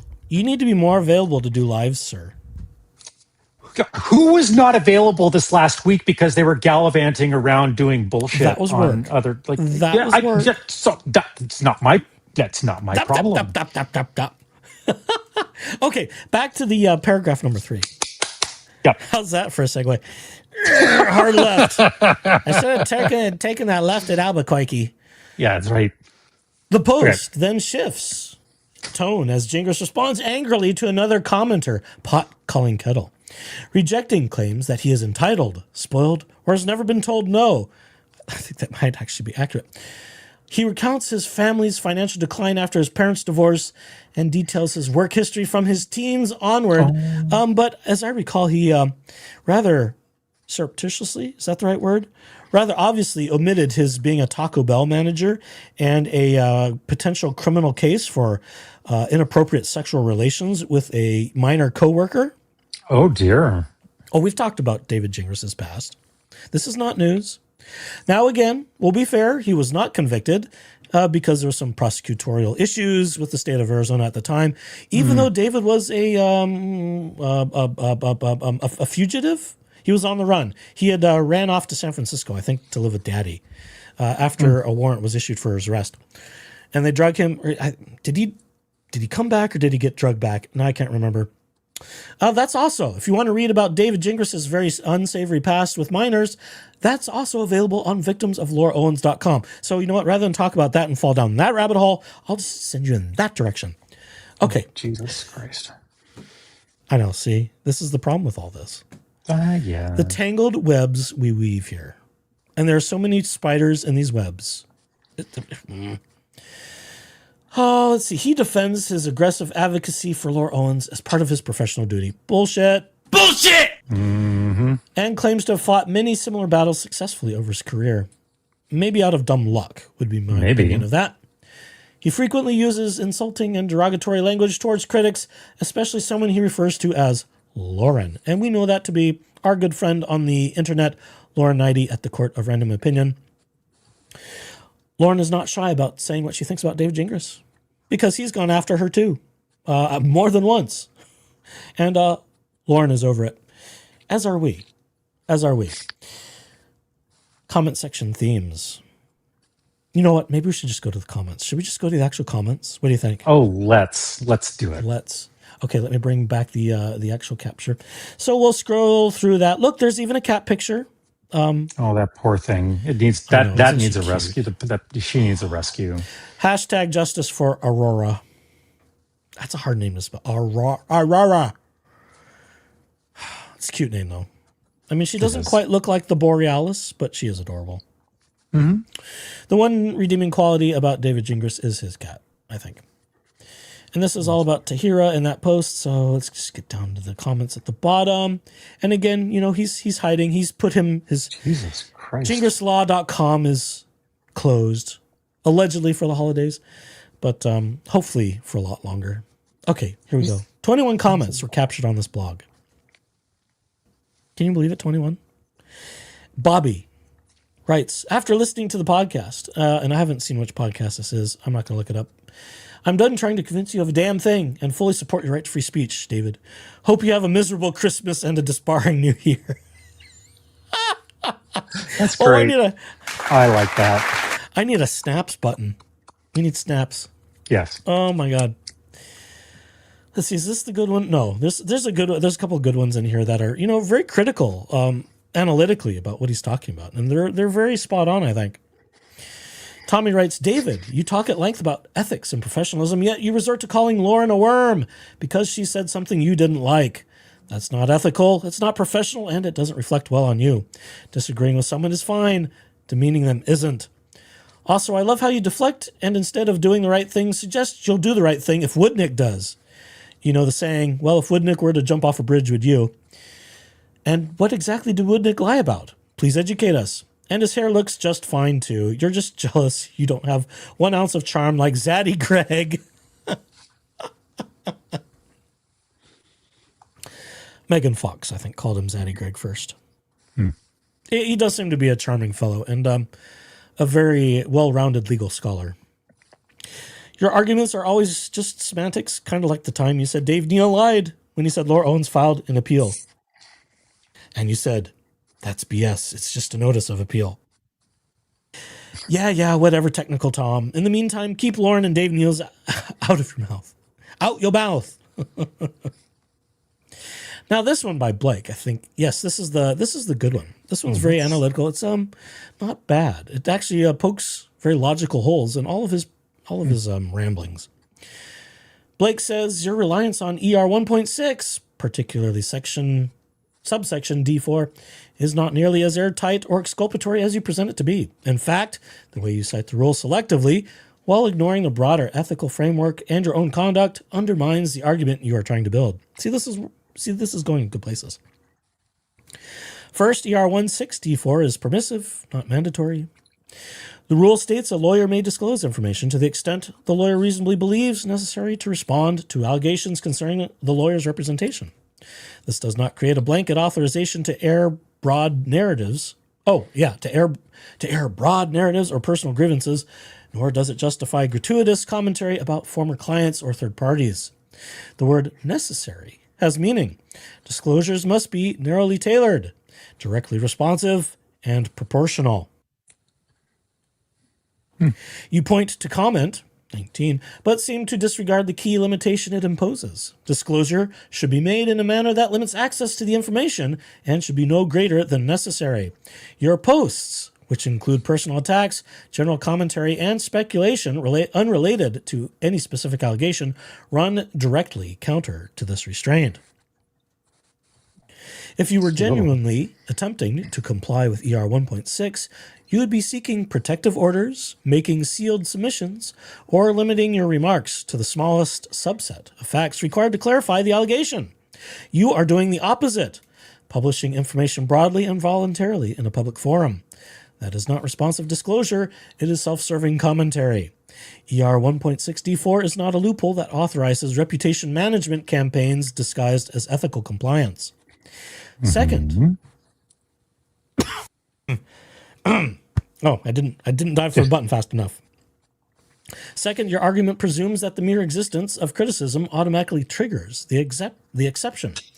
This is not how ER 1.6 operates. Allegations within the meaning of the rule typically arise in formal proceedings, grievances, litigation, or official inquiries, not in blog comments from private individuals. By elevating ordinary disagreement or online commentary into allegations in a proceeding, you expand the rule far beyond its intended scope. A lawyer cannot treat any negative remark just as justification for public disclosure of case-related information. Third, your description of your ethical obligations appears to shift depending on what you want to say. Your claim you are prohibited from apologizing, but nothing in ER 1.6 prevents a lawyer from apologizing in general terms that do not reveal protected information. I'm sorry for how something came across that does not violate confidentiality. You also state that you can't admit error because of restrictions on discussing a client's case. Yet, you simultaneously describe your client, the case, and your feelings about it at length. You cannot treat the rule as both an absolute gag order and a flexible shield depending on convenience. Finally, your tone, dismissive, hostile, and personal, undermines the credibility of your legal reasoning. Ethical arguments gain strength from discipline and consistency. When they are intertwined with insults and self-promotion, they appear less like principled reliance on professional rules and more like rhetorical cover for conduct the rules were designed to prevent. In short, ER 164 does not justify your approach here. It is a narrow exception requiring discipline, proportionality, and restraint, none of which are reflected in your public commentary. Now, how much of that do you think is AI generated? Oh, I was just about to say, I think a lot of that commentary there is actually like AI generated, to be honest. The double hyphen always kind of catches my attention now. I mean, I use double hyphens, but also like the way that the cadence is kind of is the thing that was like, did this get filtered through like a ChatGPT 5.1 or something, like Copilot or whatever? Like what? Like it kind of has the stench of a little bit of AI there. Yeah, it does. Yeah, but I like it because it's at least not wrong, reasonable and sound. Yes, and as far as we know, there's nothing incorrect there. But again, I'm not a legal practitioner, so I'm not going to weigh the execution of lawyer conduct and rules as it relates to the bar. I won't either. I will absolutely comment on like that has the stench of AI on it. And you would know better than I, perhaps. Yeah, it's well, it's gonna live in the shit, in the cesspool of AI bullshit already. Yeah. Yes. Anyway. Oh, I'm just gonna hit some more chats there. Yeah, he's rude to Lauren and it made me angry. Yes, I think it made everybody angry, Bruce. It was just uncalled for, but that's what he does. This is just like Laura. Laura called names at people. She was a little more indirect. David just lets it all fly, and he's got it coming. And the thing is like they're learning this behavior from the top. Like, I'm not even talking about like lawyers and anything within this particular vein. Like, we look at the current president of the U.S. and how he flippantly calls reporters, even the ones that are on Air Force One with him, piggy and all the things. And like, this is what they do when they can't refute the facts and they're called to task on it. All they do is sling insults because that's all they have left. This is like straight up schoolyard bully bullshit because this is all they have. And so like, it's when no the well wonder runs empty. Yeah. And so like all they do is resort to insulting of like, oh, well, I hate that. I hate that shirt that you're wearing. It's ugly and blah, blah, blah. And you just, shut the fuck up. This is all you have left. Go home. Go the fuck home. I liked an AI thing that had Miss Piggy responding. Did you see that? I know I did. It was hysterical. Oh, I'm the Piggy. It was great. It floated around the socials for a day or so after that happened. I about lost it because it was a Miss Piggy voice, and you see like Miss Piggy doing some karate moves, and people go flying. It's entertaining. Bruce says it sounds like Copilot, that last one. I mean, could be. Yeah, could be. It definitely has an AI feel because it's just that. It's got the stench of AI all over it.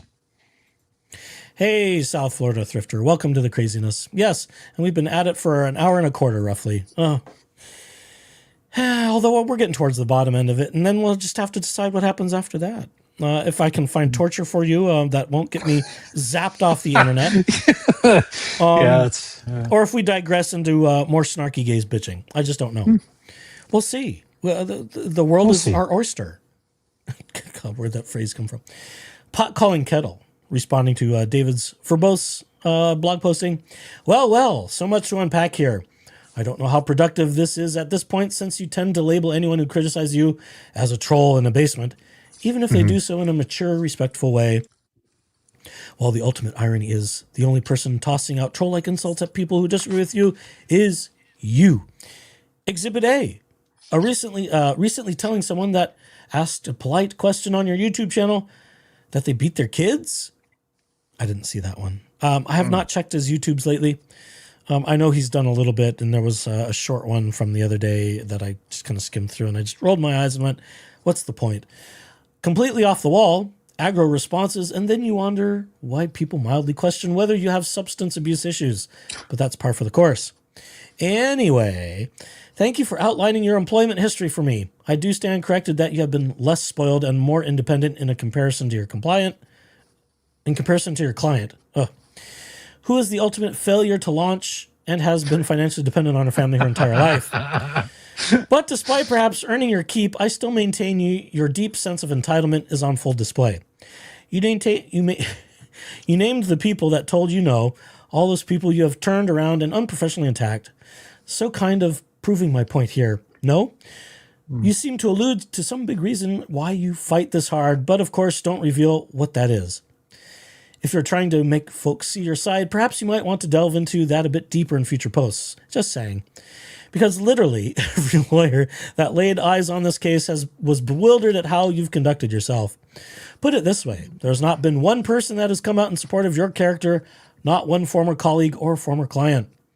I'm no lawyer either, but one would think that there would be one person in the span of that illustrious career of yours that can come to your defense to tell us how wrong we have it. Because at some point, when 99.9% of people following this case from all walks of life unanimously agree you're wrong, plus judges, plus AZ Court of Appeals, plus AZ Bar, the list goes on. Maybe it's not a cult, and maybe the problem is you. I know you're logical enough of a person to understand this, but some voice inside you refuses to, and for lack of a better explanation, I called it narcissism, but who knows what the true root of it is. All the more reason to learn why you staked your career on a client that clearly lied repeatedly, whom you swore you would drop for lying but never did. But hey, you were super helpful in turning her civil case into a criminal one with 14 felony charges, so congrats on that. Win some, lose some, as you said, LOL. Lol. Yeah. Wow, this one keeps going. As for apologizing, here's another absolutely ridiculous hot take. Oh, man. Wherever you need, whenever you did. Where's this going to go? I'm nervous now. Whenever you did need to keep things under wraps, you very clearly didn't. Yet here suddenly you evoke your duty to be silent. Come on now, you must think we're all stupid. I won't speak for Tahira, but I can list a few people you may owe apologies to that won't in any way jeopardize this ER16 rule you keep referring to.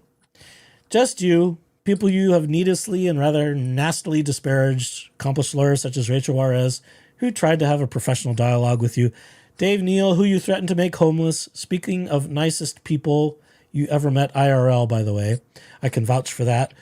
And of course, Judge Mata, you may think it's your First Amendment right to behave that unprofessional in an official court filing, but even if, let's say, you can, does that mean you should? Oh, some of the grammar in these does grate at me a little bit, but okay. There's a reason why lawyers take an oath to abide by a certain measure of ethical and moral standards, and yet here you are digging your heels in deeper and deeper on this point, like you do about everything else.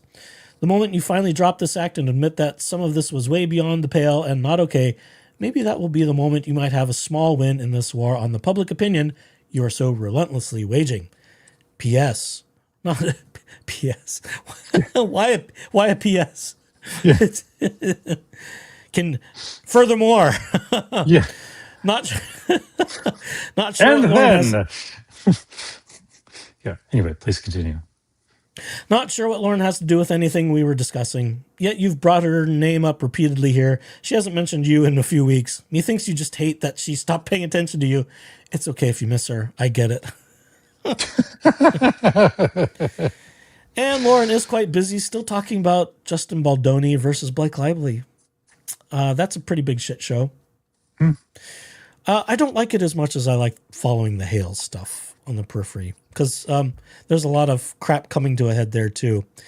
And now I think a district attorney in Florida, where all this shit for Jeremy Hales, is getting called on the carpet legally. So things are really going to get interesting there.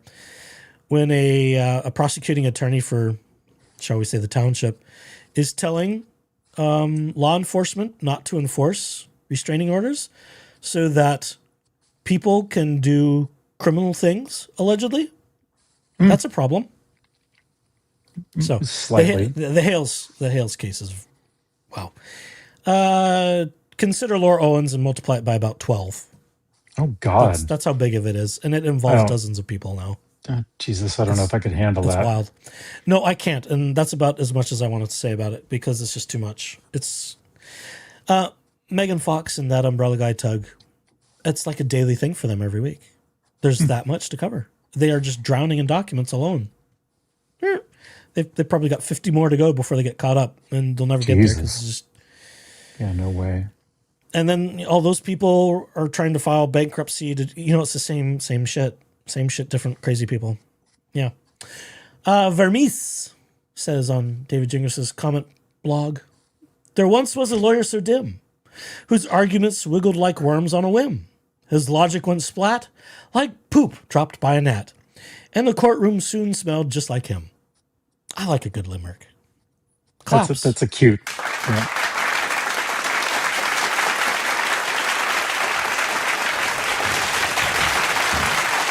I do like creativity. We'll give that an A+ for creativity and responding to a lawyer troll. Yeah. Penny Dixon says, David, why oh why would you ruin what reputation you had for that no good for nothing twat that lies about everything?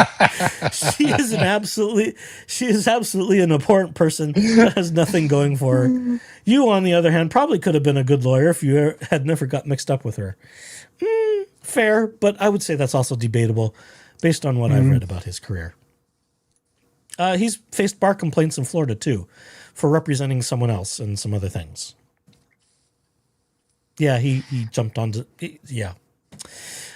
I've only looked at that one passingly, and I don't remember names. Someone else in chat might actually know. Oh, let's see. Luckily, screenshots go to Discord. Oh, isn't it lovely? Yes. I'm not... I should join the Discord. I've been avoiding it for over a year. Yeah. Dave, was it Dave that started the Discord, or did it just happen? I'm not so sure. But there is a Discord that talks about all this stuff. I'm told there are very entertaining memes that get passed around there, as well as other creative endeavors surrounding the frivolities of this case. Tahira, who is mentioned further up in the actual blog text that David authored himself, supposedly, responds. Hello, this is Tahira. Thanks for responding. I really appreciate it. I understand you have a legal obligation to not speak about your clients and her criminal charges that is ongoing. I get you're not everyone's cup of tea, but I felt like you just want to help your client and support her as best you could. And for that, I can't be mad or upset, even if I don't agree with certain things you have said about the JFC. I come from a place where you have be mentally prepared for anything life throws your way. So nothing that anyone says or thinks about me will affect me. It's their issue. Oh, yikes. I just want to be a grammar, you know what? It's driving me crazy, but I have to read through it. Yeah. Just in defense of your client, you really put yourself on the line to really defend her from a situation she clearly brought to the forefront. I see her passion. I see her dedication. I see that you just really wanting to help. I just think it was for someone who probably doesn't really appreciate all you have. Sake. So I also love your cat. I have 2 mittens and muffins. Okay. And he responds. Do I dare read any of that? Would you like to read his response? Oh God, you're gonna torture Can you me. read that? This is your to torture. Make it bigger for you? No, I'm zoomed in. I'm fine. Okay. There you go. Thanks for writing back some thoughts. Yes. Okay. 1, I agree that I have said some not nice things about other people. This is not normal for me. Bullshit. I am always nice. Also bullshit. But I have my limits. So when people are horrible to me, I usually try and turn the other cheek. But at some point, you have to push back. I wish this wasn't necessary, but in this case, it has been extremely weird. Okay. Number 2, I love my cat.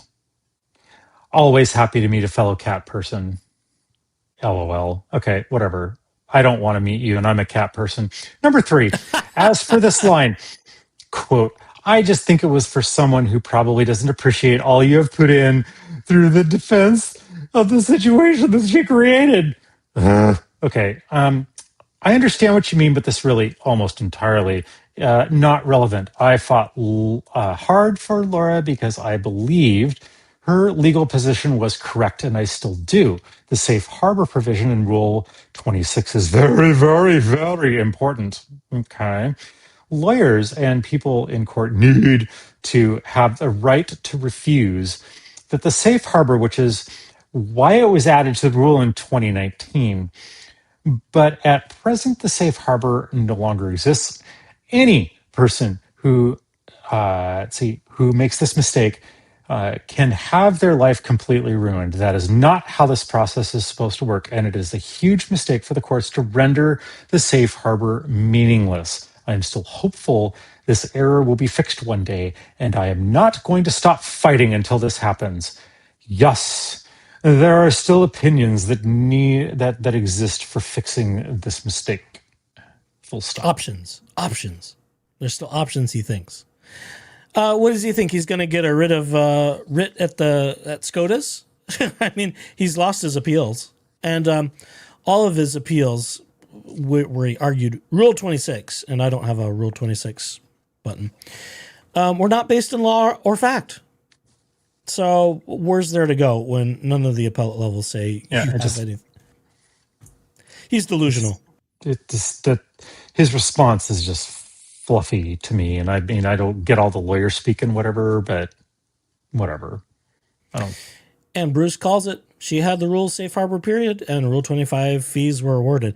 And Bruce talked about that a number of times, where he actually did the math of all of that, calculating out the days of notice and case, and it's still, even if they did claim Rule 26, it was still within all the time frames. So this feels like a little bit of a scramble to try and say that his client her position was not incorrect or whatever bullshit phrasing that he was using there. So I mean, good on you for being a good defense attorney, but also like, come on, dude. Really? You think you didn't look at the breadth of this whole thing and just be like, I'm piece the fuck out. Like, come on. yeah, hello. I mean, Jesus Christ. Anyway. Yeah. So I think Bruce is telling us that you need to have a more nasally voice like Just J Hip. Okay. Okay, fine. I don't have that. I'll plug my nose and I'll do that. Yeah. Imagine Nick Smith with a higher voice that's more nasally and cleany. And I think that's Jesus Just Christ. Is that even possible? It could be. I might, just for giggles, have to bring up a live that he and Rosalind Duke did, just so you can get a flavor of his character and voice. He's very entertaining. How can he get any gayer? Supposedly he's not, allegedly. And the funny claim to fame he has is he wanted to date Laura Owens to fix her. Wait, this isn't the Nick Smith, the YouTube things. No. Well, oh God, I'm just making a comparison. Imagine Nick Smith with a higher voice, more queeny, and with a little bit of a drawl and kind of an obnoxious voice. I can't do it. Nick Smith's voice is already annoying as shit anyway. Yes. Like, how can that even get any worse? Oh, it can. Oh, Believe God. me, it can. Jesus Christ. Yeah, we'll have to do that because it's a flavor of its own, and I can't do it justice. So maybe we'll close with that. You can get a sample of Just J Hip, and he makes the rounds. Christ. He's got his own channel. He appears with other people. And, I'm about to run out of booze. I don't know if I've got enough for this. Sometimes he's the whipping boy of other channels, and it can be funny. But he is quite a character. What his true proclivities are, I just don't know. But I don't know. I'm suspicious, regardless of what people say. Yeah. All right, moving along. Tara says, David, please just knock off the safe harbor bullshit. Bullshit! You know there is not and shouldn't be safe harbor protection for a case filed in bad faith. Laura filed this lawsuit in bad faith. You know it. She knows it. So does everyone else. The court rightfully determined that as well. You also know in Arizona, the court has inherent power to impose sanctions for abusive litigation. Laura has an almost 10-year history of abusive litigation. I would say maybe a little longer. If we really dig deeper. And deserves the ruling she received. Also, you keep claiming how important the safe harbor rule is. Of course, it's important in litigation and to be able to correct errors, and I'm sure most reasonable people would agree, but it's important that it's used correctly and not in an attempt to abuse the system. If you are serious about working to get the safe harbor rule reinstated, this case is not the one. It will only harm to your cause. Okay. Your interruptions of the rules are definitely unique, which can be a good thing for your clients at times, but in this case, it was a failure. That would be called in great interpretations, just FYI, my friend. That is not interruptions.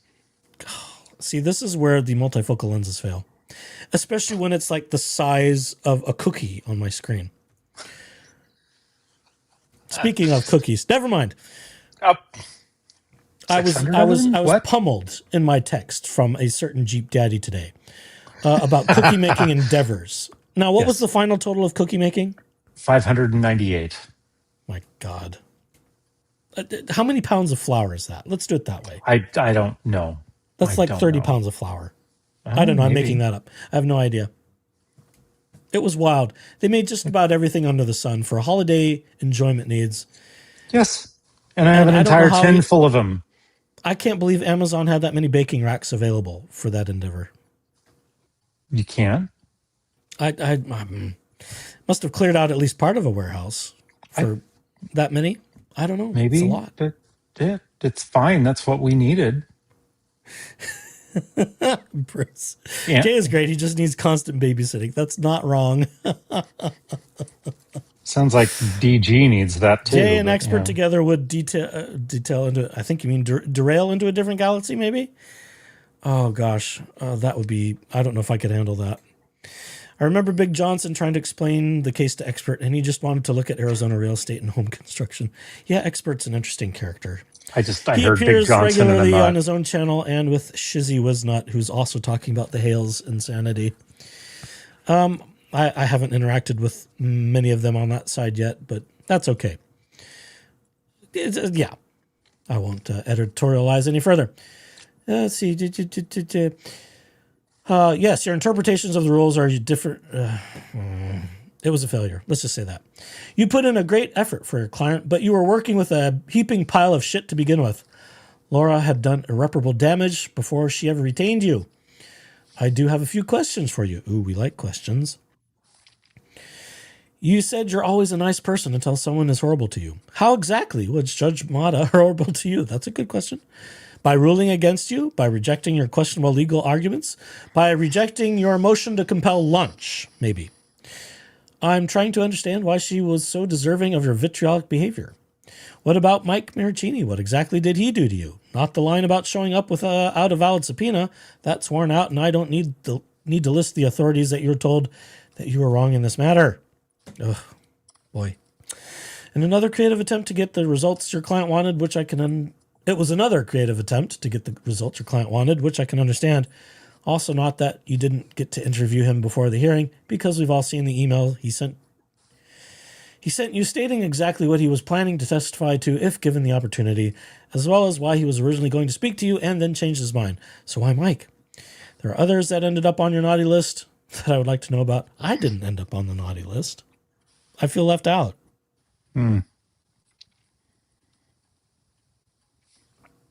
I think Lauren didn't get on the naughty list either. Maybe that's true. He had a few people. I think Dave Neal was one. I think Megan Fox was another. I think Judge Mata. There's only like 4 or maybe 5 people on his naughty list. Somewhere I've got a capture of his last Christmas naughty list. Okay, let's see. I'll skip ahead. We all want to be on David's naughty list because that means we're probably right. Schnitzel's ninja mask. Oh, that's cute. I wonder if Schnitzel knows about this person. Could it be Schnitzel? We don't know. Tahira is David. David is Tahira. Nice try, Gingerbread. And I'm not Greg. Tahira, no, I'm a real person, and I do appreciate that Mr. Gingras responded to my question. Further response. Tahira's David. David is Tahira. Nice try, Gingerbread. No, I'm not Greg. I repeat. Again, I'm real. He is not making me up. David responds. It's your turn. I can confirm that they is a real person. That person is. She emailed me privately. Not made up. I'm not a Smurf. Okay, or whatever you Why? call it. What the fuck? Again, we do not endorse that anyone ever reach out to any of these people we discuss on this channel or any of the other channels where we talk about these cases. If you do so and you get raked over the coals, it's your own damn fault. None of us will support you in doing so. I don't even do it, and I would recommend you not do it as well. But it's a free country, and we'll laugh about you later if you post stuff that we read on the air. That's just okay. You know, that's my disclaimer. Christ, do we have another long comment here? I don't know. Do you need to go excuse yourself? I'm out of alcohol. Like, I don't know how I'm going to make it through it. Oh God. Well, there's not much left. Okay, well, just keep on going. I'll drink my water and dilute. Yeah, drink your everything. water. Don't dehydrate. All of that polywog juice. Oh my goodness. Curious says, I fought hard for Laura because I believed in her legal position was correct. That's a quote from David. I think the disconnect with you and JFC is that they are not lawyers, so their problem is not Laura's legal position. I'm going to disagree with this from the get-go. Because a number of people, including Omar Serrato, MG Law, and some others, I will even throw Legal Vices, Jeff, may he rest in peace, into that bucket of people in the community. They are Laura's. And the problem was with the legal positions. Go back and see some of those. Legal Vices channel, I believe, is still up and operational, as is his merch store run by his son, who's a great guy, and he's appeared on some of the channels too. Okay. But rather the horrible things she has done. Well, it's both. Because, I mean, first we start with things she's done, and then the tap dancing legally that David was trying to do. And unsuccessfully. I personally agree with you regarding the law part initially, but when she started lying in court, things went downhill for me. But there's so much more than the law part in court lying. There's so much more. Oh, this is so minimized. You said you are always Wow, okay, that reads funny in my head again. You said you are always nice, but you just simply say really mean things about others. Just use Clayton as an example. You have no reason to say crap about him just because he was defending himself. Oh. Yeah, okay. Try harder, people. Yeah. Like, you always say nice things. No. False. You have no solid defense, so all you do is sling insults and think that that's a good defense. You're a complete moron. Yes. I guess it's my turn again. Don't touch the poop, don't tap the glass. Well, that's many things here. Yes. Don't touch Laura's poop and don't touch David's glass. I don't know. Are we talking about your pooping? I don't know who we're talking about. Wait, what are we talking about now? Vice baby. Thank you very much, Miku. Yes. That is Jeff's son. Vice baby is his channel. And he's appeared on some of the other channels. Sometimes talking about this distantly, sometimes doing trucking streams. See, we need to get you the trucking game. So you Why? What? So the two of us can make asses of ourselves driving big trucks, just like everyone else does on the YouTubes. I drive a big truck, and what's your point? Well, I know, but we can't stream that. I have a GoPro now, so I can. Okay, could you do that live? Maybe. Okay, fine. David responds. There is an old saying that every lawyer knows: bad facts make bad law. Okay. The poor outcome here was due to the facts that I had no control over. Those facts existed before I came along, and I was stuck with them. Ultimately, I did not think, and still don't believe, that the facts have made any difference. The law is the law, and it was not followed here. The law is made up, and the facts don't matter, is what he's trying to tell us. Yeah, sucks. But that doesn't happen sometimes. A current active bar-carrying member of the Arizona State Bar. Fucking Christ. Okay. Yeah. All right. He needs to go. He needs to get disbarred. He needs to get yanked in both Arizona and California, just for that alone. Slightly. As for being mean, again, I am not free to speak openly about all this, but I honestly don't think that I have attacked Clayton. Bullshit! Yeah. False. Fake news. I barely mentioned the guy, and I don't think he is the main problem. Woodnick was the real problem for so many reasons. Bullshit! And just That one might other get a lot of thing. use all of a sudden. Yeah, careful, you might wear the button out. And just one other thing. Please Yeah, try just to one more. remember that I have a very unique perspective on all of this. Not because I have been Laura's attorney. My unique perspective is based on the fact I have walked in Clayton's shoes. Oh, okay. Bullshit! I was sued for paternity in 2006 by a woman who claimed I was the father of her child.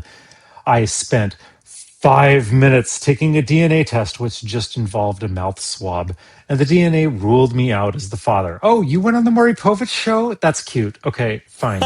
He was on Dr. Phil.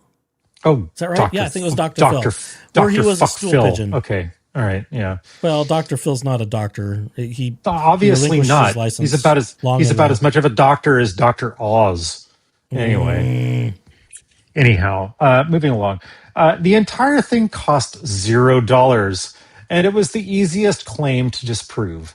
That is where I think Clayton deserves a lot of criticism. He has blown the case so far out of proportion, at least in terms of claiming that he had to incur $150,000 in fees defending the paternity petition.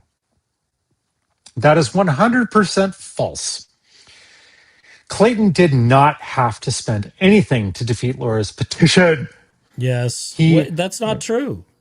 That's not true. yeah, she Because there moved. was a Go ahead. response. Rachel Juarez explains this implicitly and very succinctly, as only Rachel Juarez can.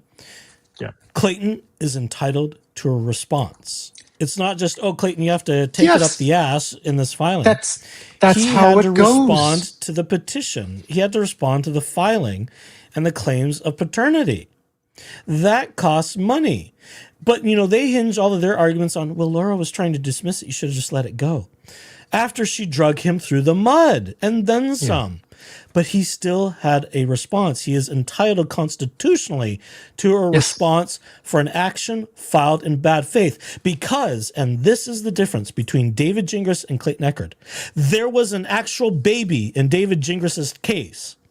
There was 0 babies in Laura Owens' case.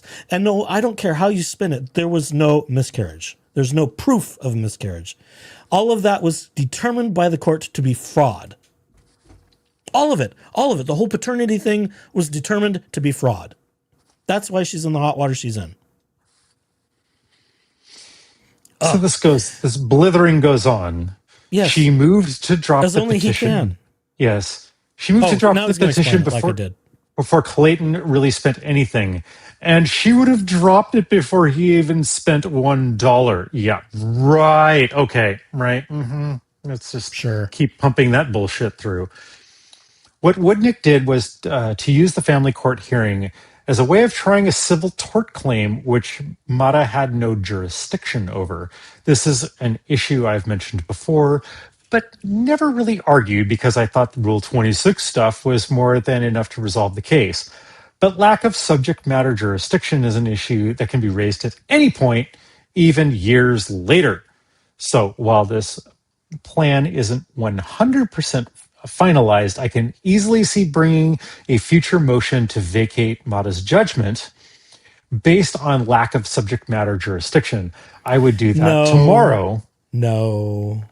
But I Finish it want the off. I want the chance to dispose Mata first, so that I can prove the other misconduct claim. Depose, whatever. Fuck off. Mata first, so I can prove the other misconduct claims, which were rejected, as being too speculative. Or maybe I'll just retire and forget about all this. Or maybe you're you'll going just to get close the. disbarred. I'm just going to get disbarred and close my practice and put a little cute gingerbread boy on my fucking homepage. I'm taking a holiday off. Okay, whatever. I can't even with this. Fuck off. If she did not have subject matter jurisdiction, that would have been an issue to raise at the very beginning. Lol. You would challenge the venue from the very beginning. He didn't do that. Why? Because it was a paternity matter first that then turned into a response for fees and costs for her false, frivolent, vexatious filing. Yeah, it would not. She would not have dropped it before he spent $1. That's complete and utter garbage. The little I know about this whole entire thing, it's just that is not even. I can't believe for a second that she would have actually done that in reality. As Bruce very clearly, and far better than I can, she couldn't drop the petition after response. Cost at one point in the case is irrelevant. Fees are awarded for the entire case, which they also ballooned by appealing it rather than just letting it go. Yeah, there's no Because way. David in She's his hard on for Laura Owens thought he was going to actually win an appeal, not based in law or fact. Correct, and she's in, and her mommy is in way too deep at Oh, this my point. mommy and my daddy. My mommy and daddy will bail me out. They're in way too deep at this point to just like back off. That's not even. No, no, I can't. Yeah. God, what next paragraph of blithering is this? Tara further responds, David, come on. You're spinning the facts to the point it's frustrating to even try and see where you're coming from. And believe me, I'm trying. First, there is written proof in their emails that Clayton, and Greg as another example, repeatedly tried to take a paternity test. Yes, and Laura Owens kept canceling everything too. And when she was tested for Owens v. Eckerd, little to no fetal DNA was the result. And that was where she said, but the testing is ongoing. She thought, I think, that if they kept testing her, that they would end up with a false positive that she could claim and say, hey, see, here's the proof. I think that was her hope. And it didn't happen. And eventually they just, kind of, that's enough of this. Clayton was the one who found the lab that would test on twins. Yes, in utero. Each time Laura would, that was the RavGen stuff. Each time Laura would tentatively agree, then tell her victim they needed to spend time with her, date her, get to know her with intention before she will do the test. Date her? Date her. What? She wanted Clayton to sign a dating contract with her Oh, before that's she would. right. Yes. I remember you said that. And she's done that before. This is not a new tactic for her. This is kind of, a recurring thing. Yeah. Maybe that's what I need to do in order to like be more successful in my own dating life is to Have a dating contract? Yeah, have a dating contract. Or just, claim you're getting pregnant and, threaten people with litigation if they don't date you first. I think that's... And you can say, I'm going to have the babies if I don't hear back from you tonight. Oh, that's a Megan Fox song. I don't know if that's a physical possibility for a myriad of reasons. Okay, never mind. Let's not get on that tangent. I don't want to get I don't want to get canceled. Oh, Jesus Christ. Okay, whatever. Please continue. That was a subject on a little bit fruity podcast, and I was listening to it today. About another young lady in Oklahoma who's trying to climb the ladders of, I'll just say, right-wing grifting. Oh, Christ. Because her mother, a failed politician and a lawyer, was trying to do the same thing. So now her daughter has the opportunity to do that. She wrote a paper about psychology, and her paper, which she got a 0 on, and it was latched onto by Turning Point. Yes. You heard about this? Yeah. Yes, I did hear about that. Yeah, they're really trying to make a big stink about it. So it's, turning into a white Christian grievance thing that they're really trying to, Fuck's sake. I digress. God damn it. Yet again. That's like the 50th digression that we've had tonight. Like whatever. Well, I need to get some more text so we can have counters of things. Cubbyhole digressions and you just start putting it in the corner. How many tangents do we go on? Like Radical the Unhallowed Knight, whose channel I love. He's the Dutch guy who does semi-animated stuff of police cam videos. He has a face palm cannon counter and some other stuff he's just added. He's funny. I like that channel. Go visit Radical the Unhallowed Knight, folks, if you want more body cam stuff and a funny Dutchman's take on stupid Americans. It's really quite entertaining. And Americans are pretty fucking stupid. Just I'll give a thumbs up. And he has guests. That. He has Google Girl, which is like AI read Google responses on his channel, and Radical cow. It's a cow. Moo? Yes. Moo? Okay. And it just makes mooing, grunting noises. It's funny. I lose it. It's like, a Dutchman with a good sense of humor. I love it. Echoes, you're holding out on me. You need to send me links. Anyway, please continue. you see, this is where I spend most of my life on, is just watching all the great stuff on YouTube. You don't need cable TV, folks. You just don't. No, you do not. Big cable and big media should take notice where people spend their time, and it's not. Yes. It's not on that TV for that. It's on the internet. Yeah, it's not on their YouTube watching bullshit. It's craziness on like this. fucking YouTube. Yeah. It sure is. Okay, each time Laura would tentatively agree until. Okay, I read that. So neither Clayton or Greg had the opportunity to just test and move on like you did. It's disingenuous at this point to keep arguing that. Also, Clayton submitted his part to the paternity test in September, and Laura still drug the case out until December 2. Oh, wait, 2 tests came back, and in that time, little to no fetal DNA. Did I just not say that? That shows she wasn't pregnant then, but was never pregnant the few years before when she claimed twins with Greg. Fetal DNA stays in mother's system for many years, like 6 or so. I would have to fact check that, but that sounds reasonable. I know it's for a number of years. Yeah, I might have to ask my medical extensions of people I know that for a factual number, because I know people that do that kind of thing. Anyhow, in the meantime, when he submitted his DNA and Laura notified him and the court that she was no longer pregnant, she continued her deceptive behavior and committed some of the crimes she is now charged with. It was nowhere close to the situation you have described going through. The facts are Laura brought a case in bad faith to harass a man that rejected her, and the judge had every right to not just let Laura cut and run when it was getting too hard to keep the false narrative going. If it was a case where a woman truly was pregnant and lost the pregnancy during the course of litigation, timely notified the parties upon that loss, then moved to have the case vacated, I'm sure it would have been granted and all parties would have moved on with their lives. But that's not the case here. And your continued insistence that it is quite frustrating, as well as just stupid. You're not an idiot. I'll disagree with that. I think he is an idiot. I don't know about that. So why keep these tired arguments going that make you look so foolish? You have to know the facts by now, even if you didn't bother to learn them before the hearing last year. How many attorneys and judges have disagreed with your position on this case? For your mental health. Oh, I love it when people give mental health advice. For your mental health, you should just stop. I don't know if you've realized it yet, but I suspect your life started spiraling the day you met Laura Owens. No.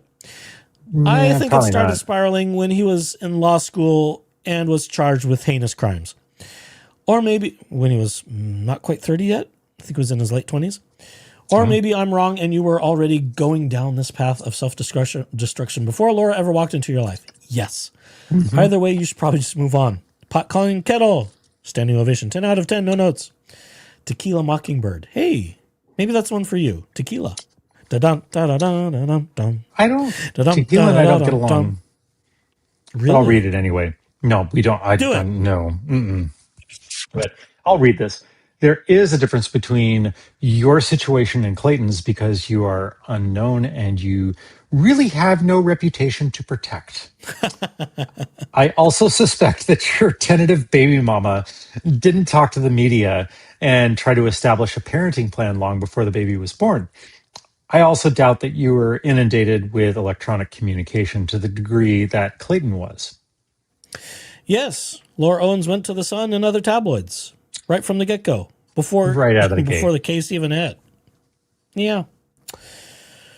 And she even released things that said Eckerd twins coming February 14, which was Valentine's Day 2024, I think it said, or whatever the date was. So she was really trying to push from the beginning. Porcupine and trying Reyes to lean into the Valentine's Day thing too, right? Just pushing into the whatever. God, that just adds to the layer of gross to the whole thing. Yes. Bruce makes a fair point that she was always ready to say Ravgen failed because she previously miscarried. Problem is no proof of miscarriage. Yeah, among other things. I talked about the miscarriage stuff a while back and talked about how people actually act when they legitimately do miscarry, especially when they were legitimately pregnant. It's quite a difficult and emotionally tumultuous time. Because my sister very my emotional. Sister went through that, and I remember the effect it had not only on her and her husband, but everybody's extended family. Because you're expecting this thing to happen, and then poof, all of a sudden it doesn't, and the toll it takes on expectant parents is significant. Yeah, it's immense. And Laura has been so apathetic in just about everything. I kind of wonder if she's got some wiring issues with that, if you know what I mean. Well, as you read Porcupine's message Again, here, are you gonna do some chatting? Okay. I'm gonna All right, step fine. away Should I remove you from the studio? let's. I'm going to step away while I get some Oh, refills of my fine. drinks, and I will be back in short order. Okay, fine. So we'll go this without him for a minute. Gee whiz. Porcupine Whale says, and this is dated December 9, so a couple days after the blog posting originally hit. Greetings, David. I've been following this case for quite some time. Even before you ever joined the case or after you bowed out. It has been quite the whirlwind of an adventure. I say adventure because just like an adventure, it has its ups, downs, goods, bads, and all the other things. I can't imagine being in your shoes. Taking a case, being a defense lawyer who just wants their client to have the best representation they can have, which I will editorialize right here and say, David is not a defense lawyer. He was, in his own words, a First Amendment free speech internet lawyer. He's an internet lawyer. Oh, yeah. An experienced lawyer. Oh, yeah. Megan Fox has a song. Megan Fox has a song for everything. She writes songs for all occasions in the cases she follows. If you haven't visited Megan and heard her songs about Laura Owens in this case, there's another recommendation for you to do that too. And hey, you did it. You seem to still be fighting for her. That is commendable. Is it though? Is it commendable that he's still fighting a case he lost, not just at trial level, but on 2 appeals? That's just stupid in my opinion. It's stupid and delusional that he thinks he still has a case to fight and an argument to win. And it suggests to us a little bit more that maybe he's just a narcissist looking for attention, just as he was in the 66-minute phone call he had with Mike Maricini's legal representation in Owens v. Maricini in San Francisco, that being Rachel Juarez and the incredible tilted lawyer Omar Serrato. They had a long chat with David, and it was clear in that conversation on the phone that they had with David, in him wanting to opt in to represent Laura in Owens v. Maricini, that he was just trying to use it as fodder for his bar complaints. They both say that. It seems to be reputable and corroborated. So he's an exploitator. He exploits whatever he can in front of him, and that's just my opinion. But that seems to be a factual opinion, so there's that too. But that is where, in my opinion, you should have left everything. The trial ends. You are no longer associated with the criminal or civil lawsuits, for the most part. You should truly find peace in that and just move on.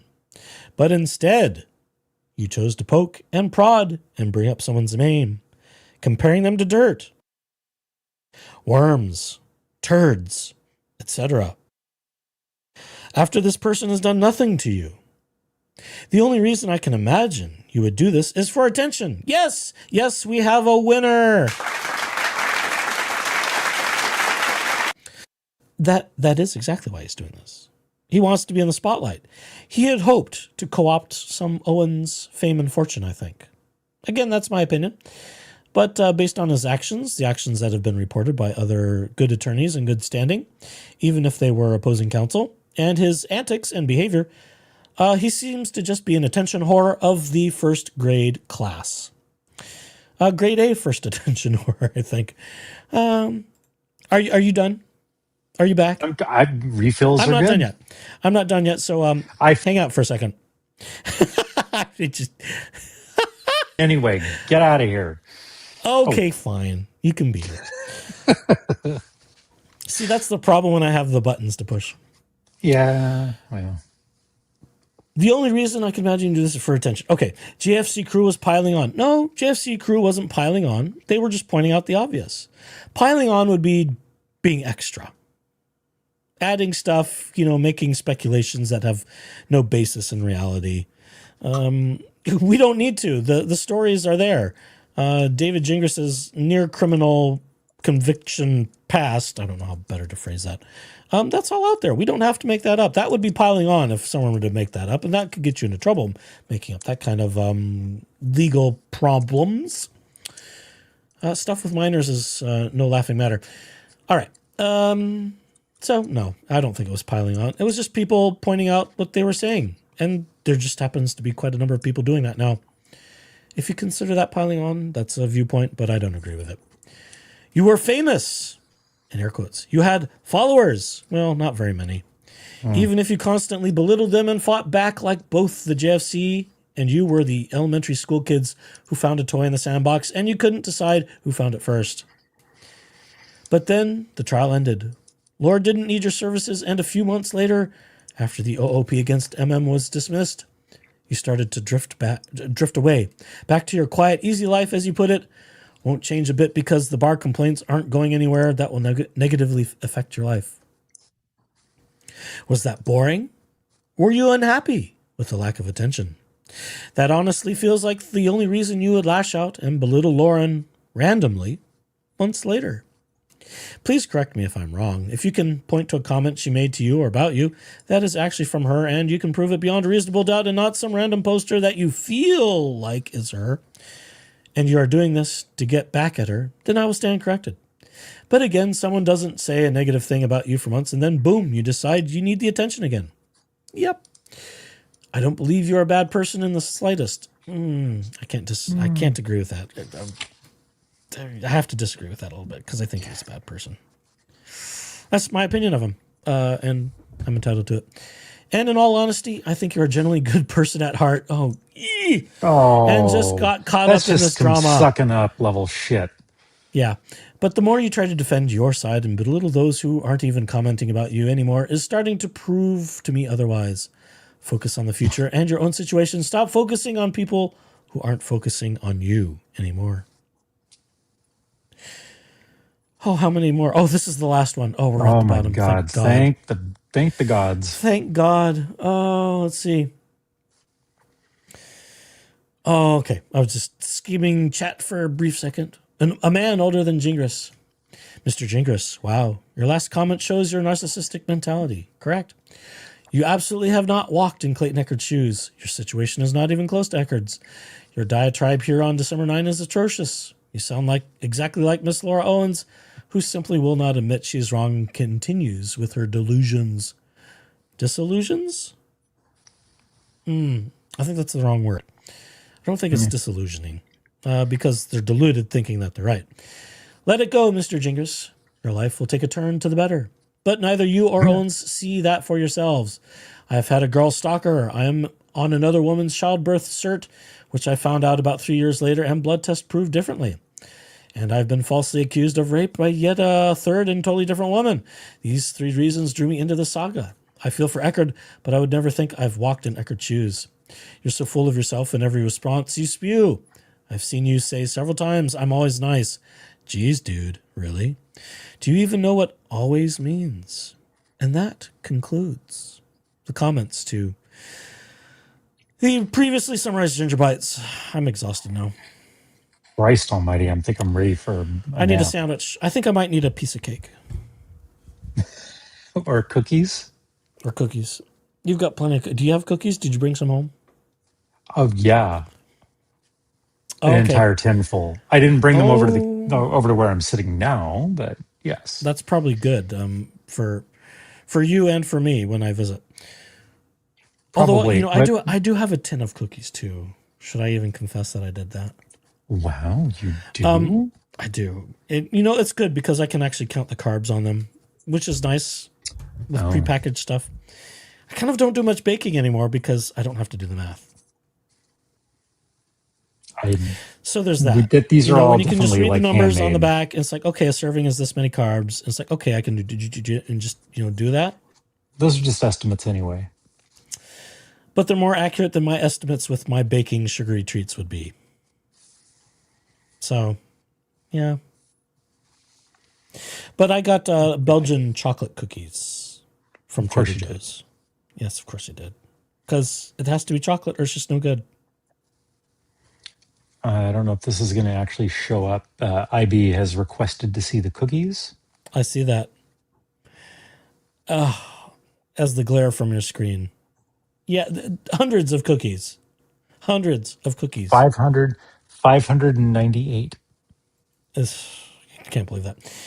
And Batty McBackface says, we have cookies called ginger nuts here. They'd be fitting. I mean, after reading all of that, Ginger nuts. Batty is Yeah, quite there's the quite Ginger the nuts. apt description of all that. Oh my goodness. Oh, it's like Catty McCatface. Bodie McBoatface. What? That too. South Florida thrifters. So I tried to get David to talk about how he got Amber Heard to drop charges of defamation against Doug Stanhope when he defended Depp, but subject change unsuccessful. A number of people tried to get factual things about David's other alleged representations that somehow don't seem to ever come out or exist. And I think we can make some presumptions why that might be. Funny that. Especially when we're just co-counsel with other bigger law firms who are involved. And he's just sort of, writing coattails. He's being upstaged. That Yeah. surely not. Well, and this whole thing with, I represented what's his ass who had the dirty.com thing. So what?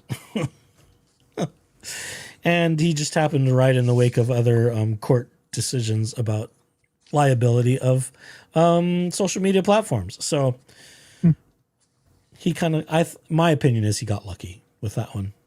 And had it not been for other landmark cases with, oh shoot, what was it? It was other social media stuff, and all the bigwigs were chiming in about, oh, we don't want to be held liable for stuff posted on our platform. And I think they were even making some Supreme Court cases out of them that he benefited from. Yeah, well, Section 230 indemnifies the platform right now of being liable for shit that people post on the on said platform. Yeah. Funny how the winds of change shift, which is why every platform has TOS now, terms of service. And that's just so they can legally siphon your data that gives off. them a liability out. Yes, correct. But the Section 230 is the thing that actually no matter how hateful somebody can be on Facebook or Instagram or Twitter, X, or no, I still call it Twitter or Blue Sky or any of them, that while that is still in force, that does not cause liability for the platform to take ownership or deal with said hate speech. So that's why it's in place, and that's why it's really hard right now to get it removed, because the platforms don't want to be liable for the shit that their hateful user base will post on said platforms. Now, that's just my I am no lawyer. That's not a legal opinion by any stretch of the imagination. It is my own personal perspective on that, having studied the law or the regulation and what I understand it to be. Yeah. And, that's always an interesting thing when it comes to third-party stuff, free speech and First Amendment stuff. Because platforms, as we see with, media, platforms can be liable. Media outlets can be liable. Which is why, things like retractions get issued, that sort of thing. I mean, to a certain degree, that retractions and adjustments are sort of at the goodwill of said, platform like New York Times or, whomever. Like, they do that because they have integrity to uphold journalistic standards, rather than just like, yeah, well, we reported that like Bat Boy was in a cave and, bit a chihuahua, and we're just, not going to say anything even when somebody else points out that that's incorrect. Yeah. They actually have like those institutions that are willing to come back and say, yeah, we we fucked up and we didn't say the right thing and we're going to pull that back. That's journalistic standards, rather than just like gaslighting the fuck out of everybody and doubling down on whatever lie that they are putting out there, which is the theme that I got from all of these comments from the dipshit here this evening is he's just doubling down. Yeah, as he does. That's par for the course. For him. That's This his stuff MO. That's how he operates. Yeah. So it's like, okay, he will not. He gets not in his best interest to, bring that back and say, oh, gee, I'm so sorry, I fucked up, blah blah blah. Yeah. Melissa Shamness says, after Laura goes to jail and Jeremy Hales wins and they all go to jail, that's a lot of people to go to jail. Yeah. Maybe you could recover Amber Heard. I mean, the trial of the century and all. I know that's what built Tug his very large YouTube channel. The Umbrella Guy empire is quite large from covering Amber Heard and Johnny Depp and all that stuff. I don't know. There's a couple I want to go back and do. Just to tie in a little bit to my post-trauma of Mormondom, I want to go back and do Jodi Hildebrandt and Ruby Franke, who made national news with that. One was a Mormon therapist. The other was a Mormon influencer, if you want to call them that. And they were both caught abusing children, essentially. Ruby Franke's kids. So some of the body cam footage, was it body cam? No, it was something else. I remember seeing some footage and I about fell off my chair, but that woman would essentially abuse her kids on her channel. It was just wild. God damn. Yeah, so that, the law cut up to them. And Jodi Hildebrandt was a licensed therapist, and I'm using that term loosely, who used Mormon theology as her point of practice. So lots of anti-healthy sexual things and, so as to conform to the Mormon proscripts of how one is to behave and express sexuality and some other things. And I think she made a bit of money trying to cure quote-unquote porn addiction. So, among other things. And she was just in violation of her licensure, among other things. As well as sharing a house with Jodi Hildebrandt, who was abusing kids. And allegedly, well, I think they're both convicted now. So it's not allegedly anymore. It was just a big shit show. So that's something I want to take a look at, just because of the Mormon connection, which is how we cut our teeth here on the YouTubes. Like 5 times. I've been at this for like 15 years trying to make this go. And finally, we've got some traction. Oh, it's just wild. So a little bit of I noticed Batty McBatface's comment there, Australia, about Australia, and yes, they have taken strides to hold these companies liable and to change some of the protections, and consequences for some of those. Yeah, I think it's an imperfect situation, and definitely needs a little bit more like refinement and all that. I know that the EU is also doing some similar things as far as trying to figure out how they can prevent child exploitation with all these things. I'm really not a fan of like the ID verification and all of that stuff that's going on, but I do appreciate that Australia is taking some steps to hold the platforms accountable for some of the harms that they are that they're allegedly doing out there. lots of stuff. Oh my goodness. Yeah, and we can spend the rest of our lives covering cases that have happened. I keep wanting to find something new that no one's on yet, but we'll wait and see. We'll wait and see. You keep doing that, and you keep surprising me with whatever nonsense and shenanigans you find on the internet. And speaking of nonsense and shenanigans, and I think this can be our closing amusement for today. A little bit of Just J Hip for you, since we talked about voices. Just a little bit. Just J Hip? That's what he goes by on the YouTubes. He has his own channel, I think. Okay.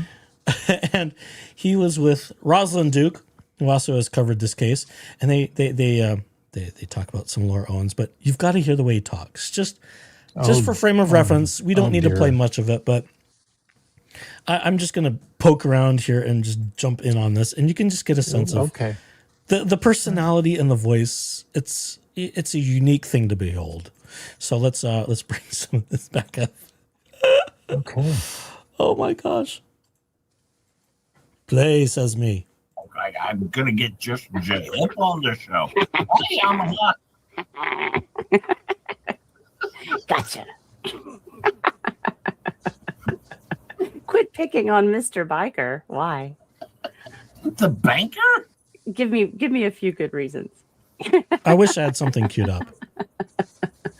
I love to pick on him. He knows it. Uh-oh. Whenever I'm now just you're going to gonna make skip a little bit. Jay limp. There, because I was sitting on that couch for so long while Leonardo was making a photo of me or drawing a photo of me that I got a cramp on the couch. Right. Crusty old witch phrasing. Good Lord. More skipping. We would have our late night chats on X because he would be awake and I'd be at work, and we'd have our wonderful little chats, and then Rossum would interrupt and I'd be like, no, you go to What I should do is I think they do they read some, I think they read a document in here and it gets rather amusing. Let me just poke around just because we're talking about other people. It's just fun.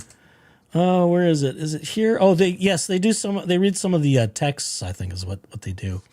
Where she's sharing.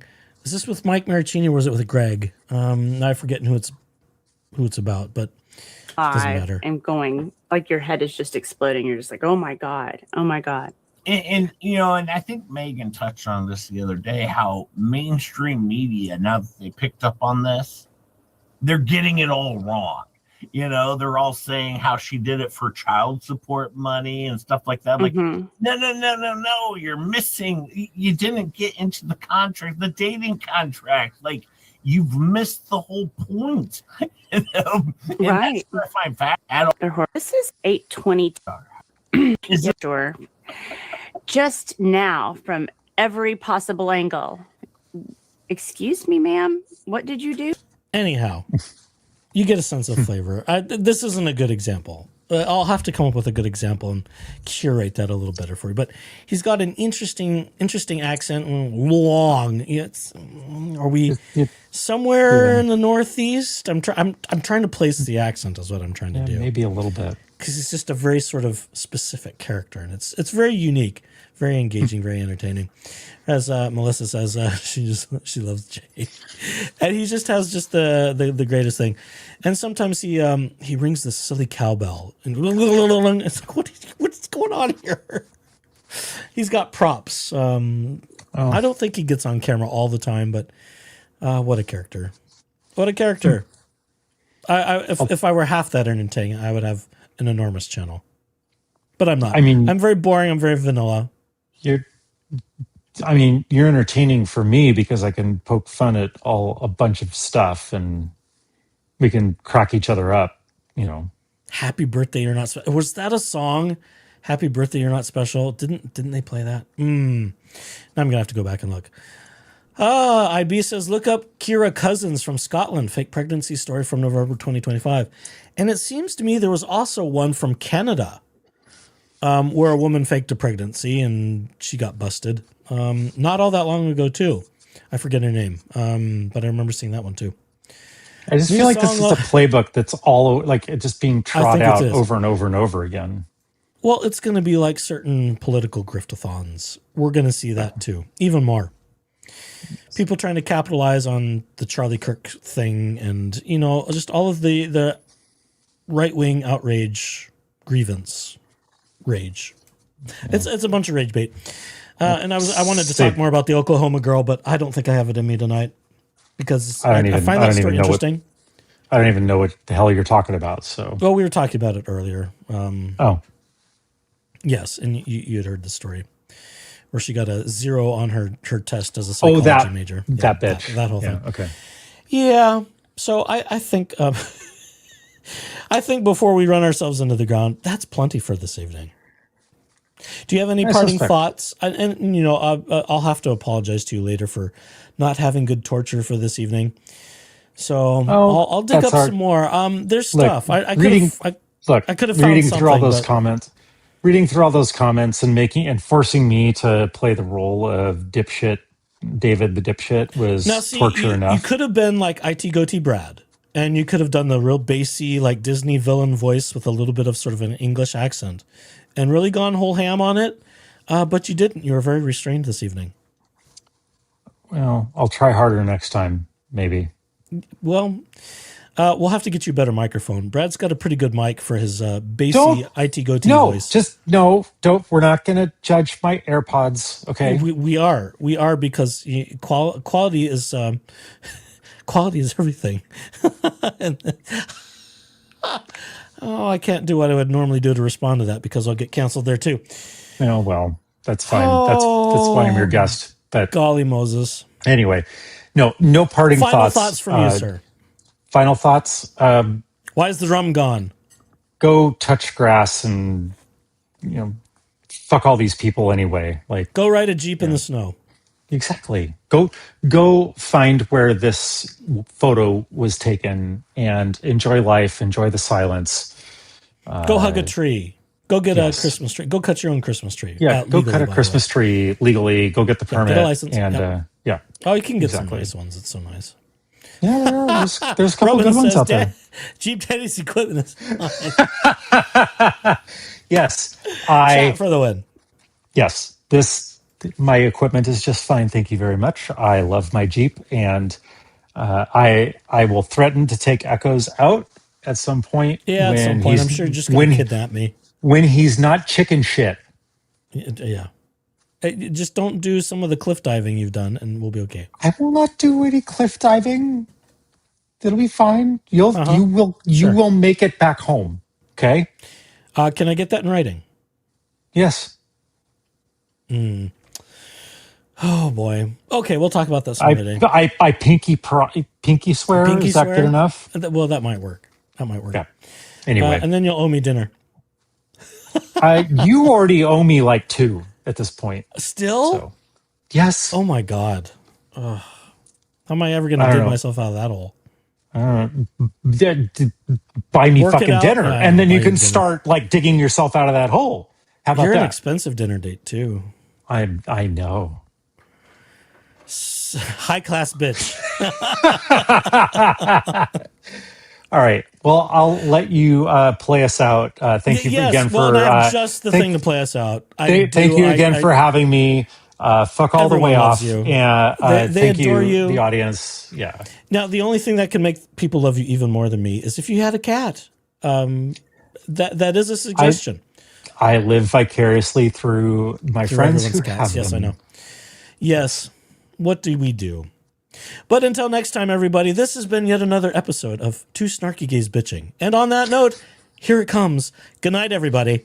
Bye. We've got the best seats way up high, where the egos fall and the jokes can fly. We've seen it all, the triumphs, the flops, and we'll clap real slow when the curtain drops. We love the drama, crave the show, but darling, someone's gotta let them know. We're two snarky gay bitches, serving truth from the stars, with a wink, a drink, and no filter at all. From curtain rise to curtain call, we'll roast your face, we'll drag them all. Two snarky gay bitches, and we're having a ball. Your monologue's tragic, your timing's a wreck, your costume's screaming, ooh, cut the check. But don't be bitter, we tease with love, we heckle like angels from up above. We're not mean, we're just observant, seasoned, shady, and a bit subversive. If honesty hurts, then fetch the gauze. We're critics, darling, not Santa Claus. We're two snarky gay bitches, high on sass and applause.